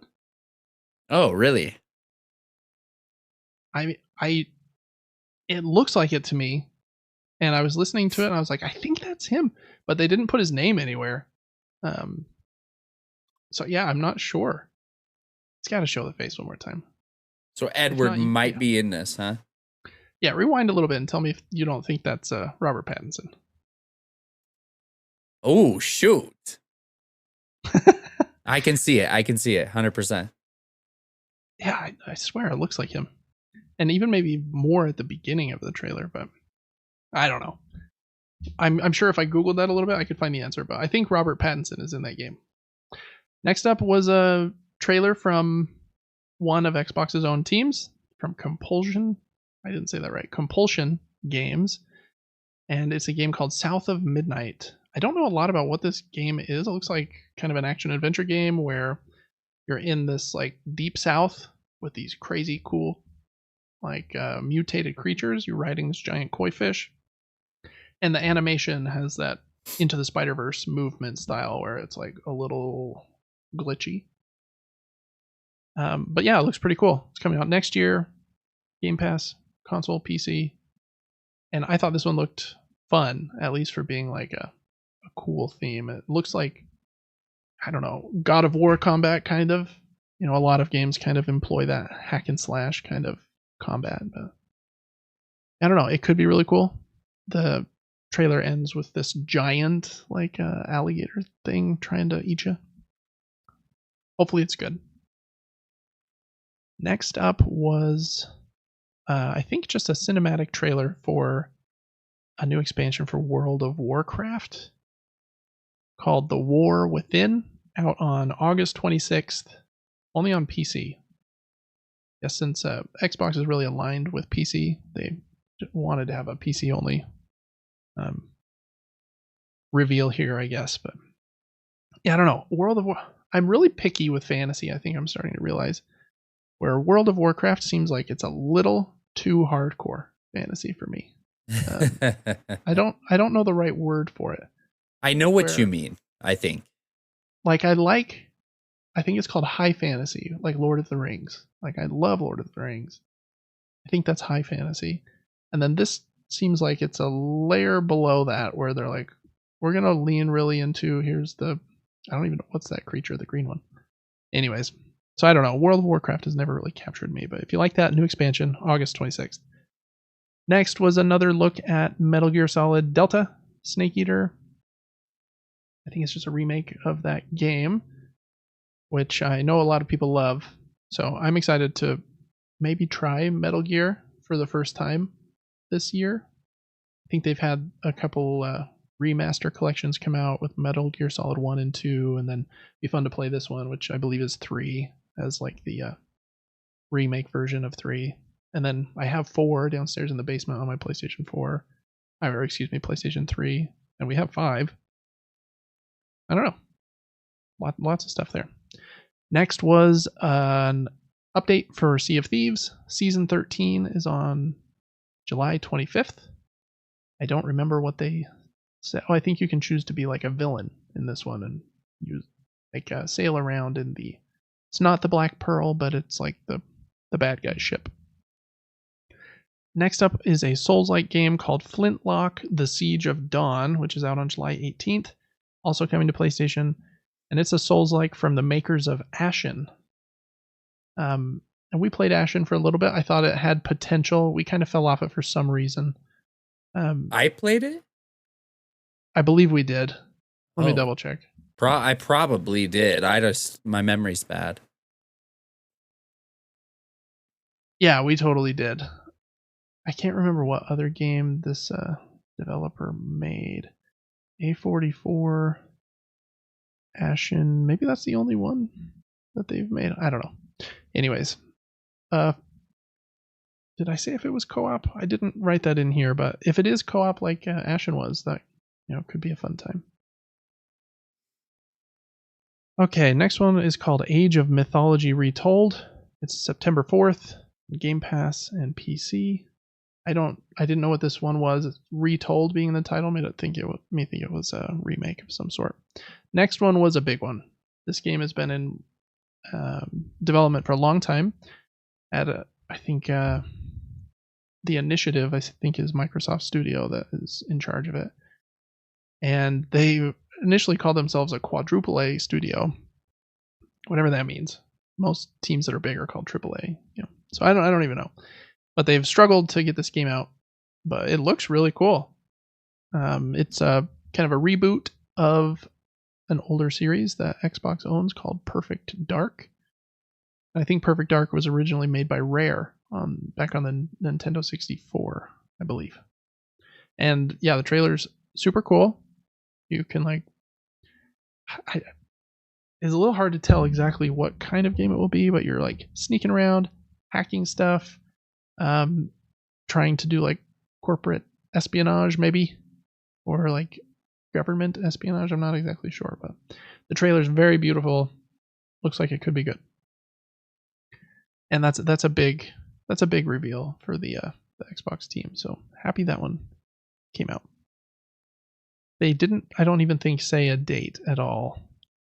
I don't even think they said next year or anything. Next was a trailer for the expansion for Diablo 4 called Vessel of Hatred. It's a brutal trailer. At the beginning of the trailer, they even put a note up that said, some of the content in this trailer may be difficult to watch for some people. And it was just kind of body horror at the end, like her limbs like ripping in half in like a weird way, and this demon's like torturing her. Definitely gross looking. Yeah. And it's even worse if you go back a little bit. It like shows it ripping. It's gross. It's out on October 8th. There's a new class, a new region, new story. And yeah, this was just a cinematic trailer. Next up was another big showing for Xbox. It was Fable, which is coming back after a long time. Out in 2025. It's coming to Game Pass, console, and PC. And it's just a cinematic trailer, but it was a fun-looking one. It seemed like you play as a female character, which I think they show here in a minute, who is either like learning from Humphrey, this guy, or like going along with him on his quest or something. But yeah, it looks beautiful. I know people really love Fable as like a little bit less serious of an RPG, but I think it also has like a good story and lots of fun you can have. Yeah, I would like to play that. Yeah. And some cool monsters like that giant frog and stuff. Next up was a very small game for them to put in their conference, I thought. It was called Winter Burrow, coming out in early 2025 on Game Pass, console, and PC. The reason I thought this game was cool is it's being published by Noodle Cake, and I love Noodle Cake Studios. They make Super Stickman Golfing, or Super Stickman Golf on mobile, and I think those games rule. And they've also made some other pretty cool games. Whenever Noodle Cake makes something, I'm excited about it. So that one was called Winter Burrow. And actually, before I skipped one, my bad. You're on one that I skipped. This next one I thought looked pretty cool too. It's a 5v5 hero shooter called Frag Punk. Comes out next year on Xbox and PC, and it's a first-person shooter with like these super cards that you like hold in your hand, and then when you crush one, it gives you a special ability. Yeah, it just turned like all the enemy heads way bigger to make your headshots so easier. You can do the headshots. Yeah, so there were some cool like special abilities in those cards. Man, a lot of hero shooters right now. That Marvel one, and Concord, and then this one, Frag Punk. And yeah, this was the little indie game from Noodle Cake, Winter Burrow. Next up was a game from Annapurna called Mixtape. It's coming out next year. Game Pass, console, PC, and PlayStation 5. Gave me Life is Strange vibes. You're like a teenager hanging out, maybe getting in a little bit of trouble. Seems a little more wholesome, though, in my opinion. I don't know if this is like rated M as well, like Life is Strange. Life is Strange is a little cussy. Hopefully this one's a little more wholesome. I don't know. Looks like it could be fun. And it's from Annapurna, who makes good stuff usually, so I would try that out. Next was another look at Flight Simulator. I don't know if this is a new game or just an update to Flight Simulator. Flight Simulator is so impressive and like how big and beautiful it is. I think it uses like Google Maps data, and you can fly like over any city or anywhere in the world. And see like actual streets and buildings and stuff. That's so crazy. This either new version or expansion is out on November 19th and gives a lot of like new flying options. And so they have like flying as this one, air ambulance, or as like agriculture, like when you drop the water on the farms. Yeah, aerial advertising. So all just different kinds of ways to fly. Yeah, VIP charter. So yeah, I think if you want to simulate flying, I think this is the best simulator that there is, except for maybe like ones that NASA or somebody uses, which probably can't run on a PlayStation. Let's see. Next up, it was the 10-year anniversary of Elder Scrolls Online releasing. So they're making all the DLC available for free for a limited time. Again, an MMO, I don't know if I could get into one, especially one that's like 10 years old. But I don't know. If it's been around that long, it must be pretty good, I would think. Next was a game from the Life is Strange series. It's called Life is Strange Double Exposure, out on October 29th of this year for console, PC, and PS5. And it's the same character from the first Life is Strange. Her name is Max Caulfield, I believe. And I liked Max. She was one of the best parts of that game, which you would hope your main character would be. She's a little older. Her friend dies, but she starts to hear her voice and can like hop between two dimensions, one where she's still alive and one where she is dead. And it seems like she has to try to solve her murder in that other dimension, and maybe that will bring her back in the other one or something. This game's had a little bit of controversy because the game's $50, or if you buy the $80 version, then you get access to chapter 1 and 2 of the game 2 weeks early. And so some people have been saying like, okay, so I have to pay a $30 upcharge to not see spoilers. I don't know. I would just wait the 2 weeks and save the $30. I could avoid spoilers, but I know it can be hard sometimes to avoid spoilers for big games. Next up was the Indiana Jones game. And man, it looks exactly like Raiders of the Lost Ark to me. And I think they're using like all the same characters. I think it might be the same villain. That might be the same lady from Raiders of the Lost Ark. And that looks exactly almost like Harrison Ford. I wonder who's doing the voice, because it sounded like him a lot too. I'm sure it's not Harrison Ford though. I would imagine they don't want to pay him what it would cost to make Harrison Ford play that character in this game. But I don't know. It looks like it could be really fun. Yeah. Graphics look really good. Machine Games does really good work. When they get past the cinematic, I think it does show some gameplay. And I forgot, Machine Games makes first-person games. So I believe it's a first person. It's not like Uncharted where it's, third person. They show him like whipping the whip at the end of the trailer. And yeah, I mean, I thought the trailer was awesome. It goes through this whole scenario here where they're like hiding from these Nazi characters, and there's like some funny moments that happen. Totally Indiana Jones vibes. I thought they nailed the vibe for sure. So hopefully it's really good. And yeah, I just don't know how first person gameplay will kind of how will that match the vibe I'm like expecting from like an Uncharted game or something. But maybe it'll match, I don't know. But it looked really good. Excited to try it. Yeah, here's the first person stuff. Dang, it just briefly shows it, but I could see it. Yeah. So, yeah, that was, what's the full name? Indiana Jones and the Great Circle. It is coming out this year. They didn't say a date, but it's this year to Game Pass, Series X, and PC. Well, X and S, I believe. Next was another look at Mecha Break. It's that fast flying mech game. It's having a beta in August, also coming to PlayStation. Next up was a game called Wukong or Wu Chang. I'm not exactly sure. Fallen Feathers. It's coming out in 2025 on PC, Series X and S, and on PlayStation. It's a Souls-like game with Japanese art, kind of creepy art. I thought the trailer made it look pretty cool. Your character like gets hurt and then her arm gets healed with like these feathers. Maybe that's why the name is Wu Chang Fallen Feathers. I think they might show some gameplay once you get a little bit past this spot, or maybe it's just a cinematic. I can't remember. Yeah, her arm kind of heals itself here after she gets hurt. So I don't know.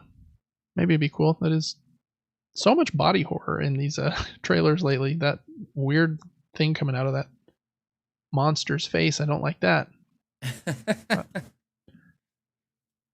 Okay, and then they ended with a few big ones. Avowed is another big RPG that one of their teams is making. It's coming out this year. They've got a lot of games launching this year. Microsoft does this one, and Indiana Jones, and what else did I say? Now that I say that, I can't remember anything. The Starfield DLC. And maybe that's it. And then Dragon Age, but that's not their game. That's by Electronic Arts. But yeah, Avowed, I thought it looked pretty good. I don't know exactly like where's the trailer wasn't super long. Like what's the main difference between this and Fable? Or like Dragon Age? I'm not 100% sure, but looks like it could be good. And then next was a game called Atomfall, which is coming out next year on Game Pass, console, PC, and PlayStation 5. And this one, I don't remember everything about it, but yeah, those big kind of robot things and kind of this World War II setting. Yeah, I don't know. It looks like it could be interesting. Yeah, I've never seen an aesthetic or this time period with robots. I feel like they've targeted a very small niche. Yeah, very specific. It's cool that it doesn't look like it's totally been done before, but I definitely get Fallout vibes from it a little bit. I don't know why. Yeah. It's like the robot where it shouldn't be and that like zombie ghoul thing we just saw. I don't know. It could be cool, honestly. We'll see. Yeah.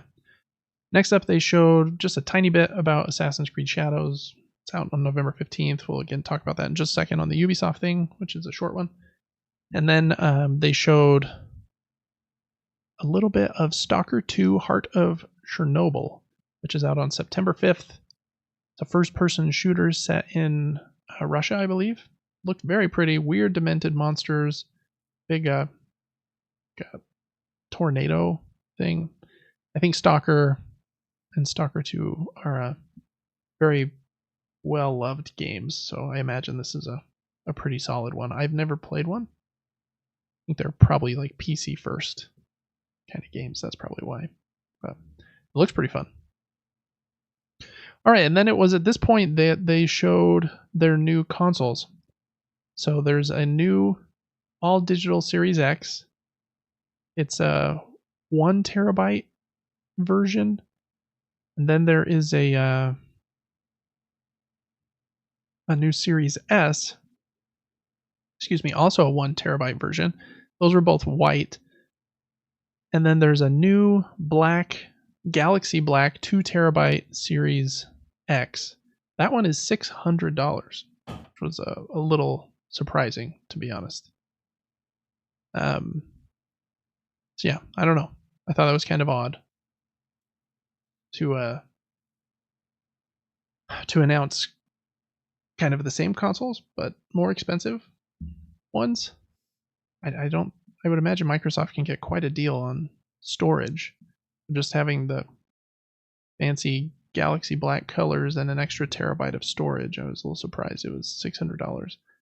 Makes sense to me that they'd want to have new consoles out since Sony is, it seems almost certainly, going to be announcing their Pro model that's going to go on sale this fall. So it makes sense that they would want to have something new too, but those weren't new. They're just have more storage. It's a little weird.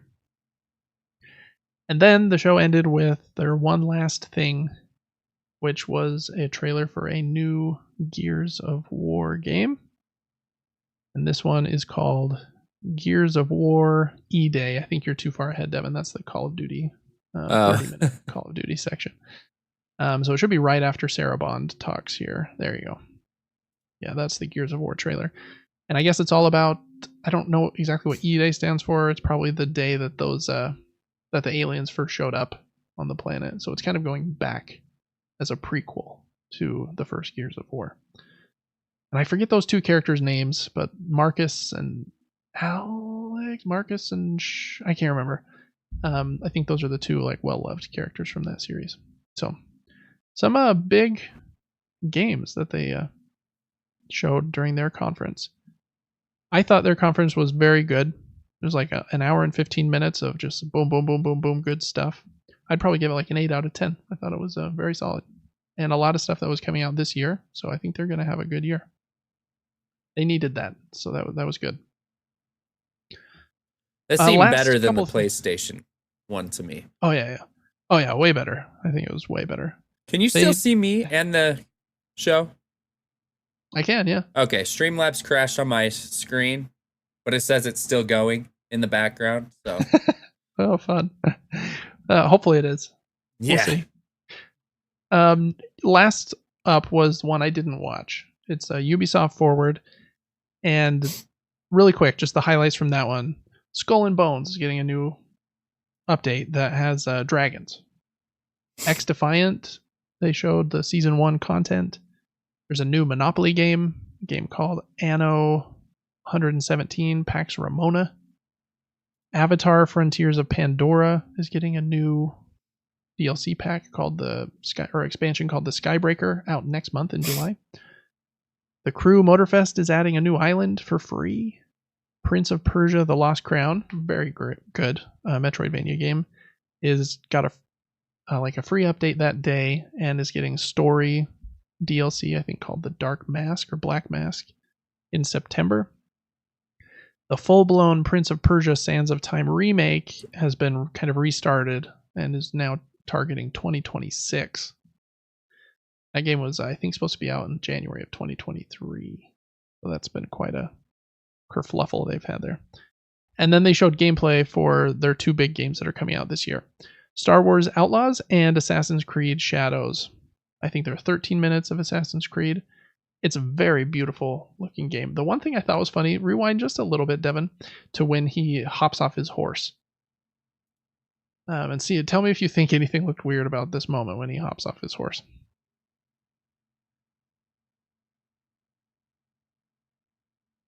Nothing? I don't know. His leg went right through the horse's neck and head. Oh, okay. I was just really surprised that they didn't catch that in editing or something. I don't know. Maybe they thought it would give them some cred. Yeah, people know that it's not quite finished and we'll finish it up. But his leg just went right through the horse's face, and I thought it was funny. This game looks so pretty. It does. Very, very cool. I was surprised at how violent it is when he starts beating people up with that spiked staff. Did you see any of this, Devin? I did. It's brutal. Oh, okay. Yeah. He knocked one guy's head right off. It was kind of crazy. I was surprised. But yeah, I like the 2 characters. He's big, strong. I just go in with that, giant baseball bat. And then the other character, they show 5 or 7 minutes of her gameplay, sneaking in and hopping on the rooftops and stuff. So I thought the gameplay looked pretty solid. I'm sad because I want to play as her because I think she looks cooler, but I think my play style is just to beat everything up in an area. So I should probably play as him. Yeah, I think he looks pretty cool too. And I think in most missions you get to choose which one you do. I think it said there are some sections where you have to do a specific one, but sometimes you get to choose which character you're going to play as. So that might help too. So yeah, I thought that looked really good, that gameplay. And then they showed gameplay of Star Wars Outlaws, which is a little tricky to tell exactly what that is like from that gameplay section. But man, it's also very pretty. That's the behind the scenes that you're in now. So if you just go left a little bit, or rewind just a little bit, I think Star Wars might be the thing they opened with. If you go back quite a ways. Yeah, I think it's the other big section. Left. Right. Oh, you're right. Yeah. But very, very pretty open world. Lots of characters on the screen. If it really is this populated. Sweet. It looks really cool. Very beautiful. And I thought this looked really cool too. You get in your ship and you get to walk all the way to the cockpit and then fly around. I don't know how open it really will be. At one point you fly out into space and then you fly down to Tatooine, and they do the No Man's Sky thing where you fly down at the planet and then you go through the atmosphere and then you land, or then you're at Mos Eisley. I'm guessing you can't fly over the whole planet. It's just no matter where I hit this planet, I'm landing at Mos Eisley. I don't think it's it's an open world game, but I don't think it's trying to simulate huge planets like Starfield or something is. But yeah, even though this ship combat looks pretty fun as well. There's like random events that pop up. You can help people and they'll give you credits, and you're kind of like an anti-hero, like a little bit of a smuggler, and you help with stuff to make money. Dude, this looks sweet to me. Yeah. Those like nostalgic Star Wars vibes get me, and I'm like, yeah, I'm in. But I have been burned by Star Wars lately, where like some things have just been like not very good. I think this game is supposed to be set between The Empire Strikes Back and Return of the Jedi, so it's in like a cool period. So I don't know, it could be really cool. I think that this gameplay trailer makes the game seem bigger than it really is. They said that it's like a 30 hours to beat, like 50, 60 hours to 100%.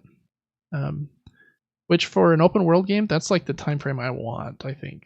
I'd even take a little smaller than that probably, but I don't want it to be too much bigger. But yeah, some cool like vehicle, what's that called? Transportation?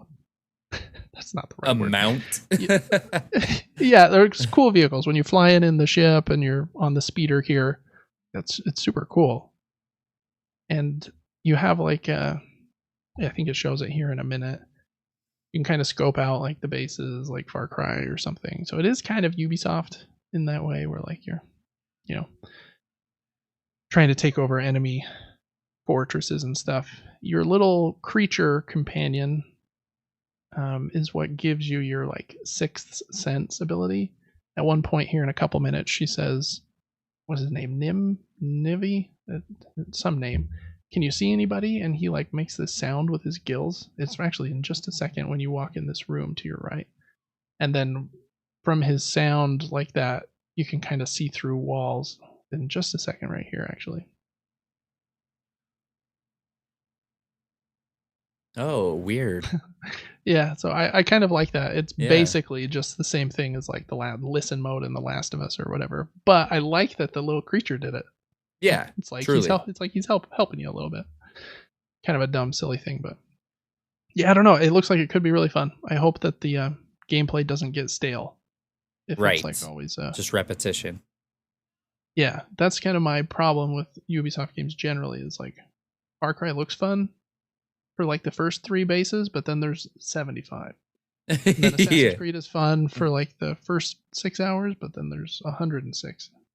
So hopefully the fact that this is like a smaller, more focused game will make it fun. And hopefully there's a little more variability. Okay, that was a bear.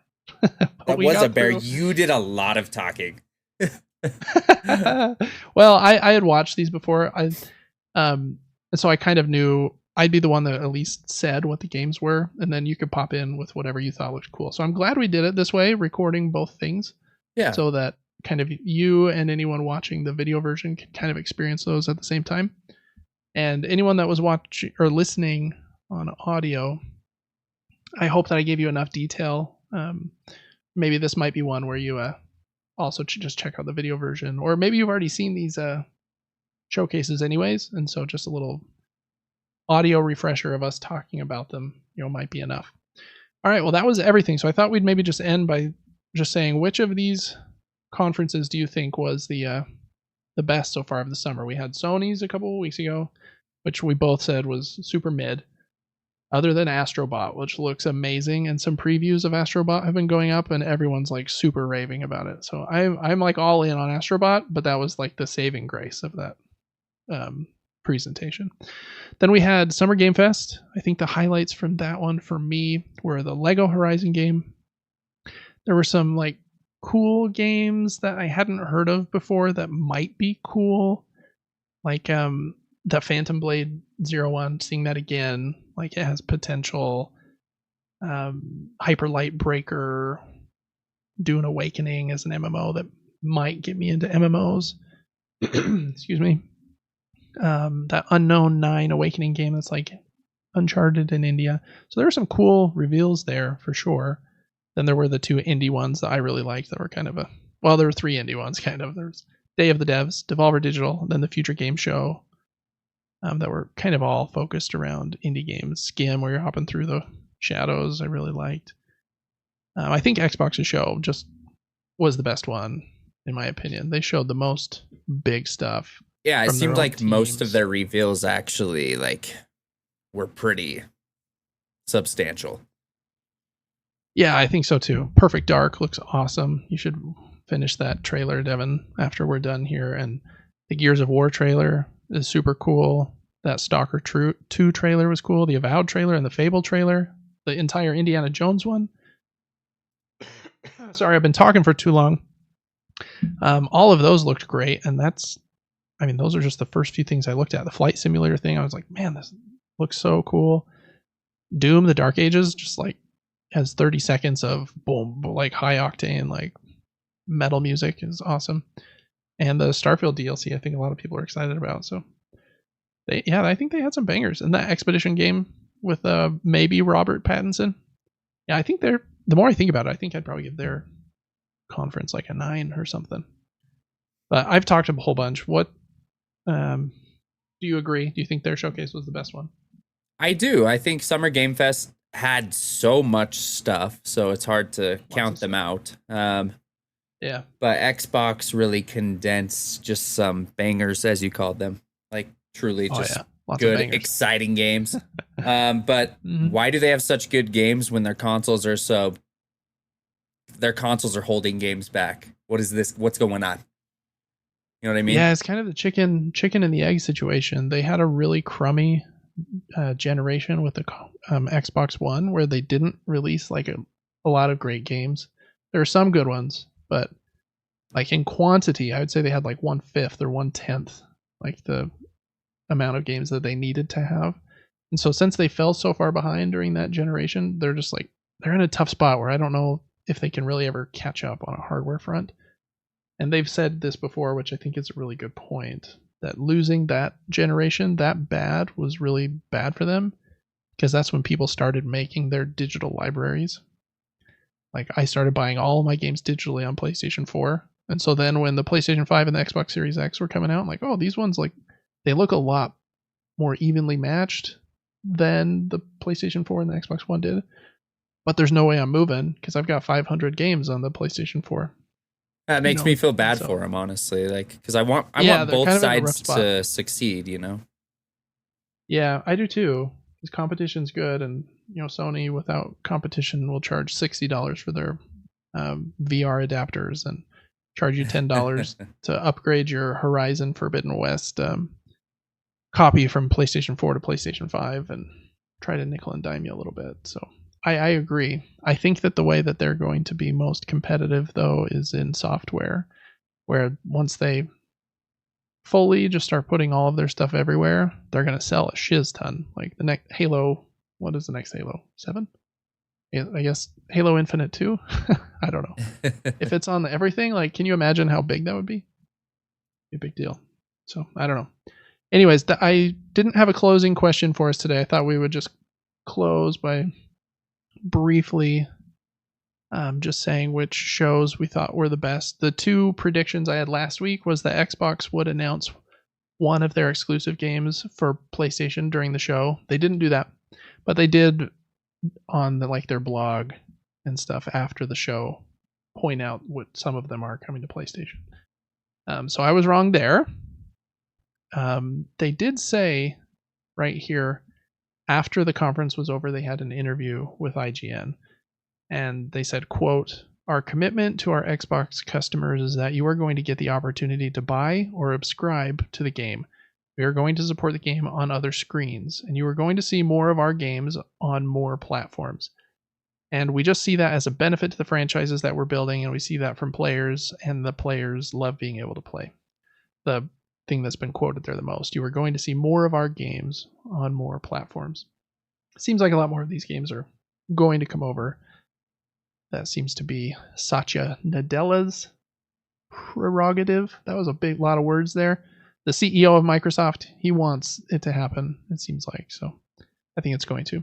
The other prediction I had was that Silksong would be out now, included on Game Pass, and it has in no way, shape, or form been mentioned. So in the words of that Gordon Ramsay guy, I am an idiot sandwich. So, way to go. Yeah, hope burns eternal. and we are all clowns for thinking that game will ever come out. We do have one more hope. Nintendo still has their conference this month. They haven't announced the date, just that it's sometime in June.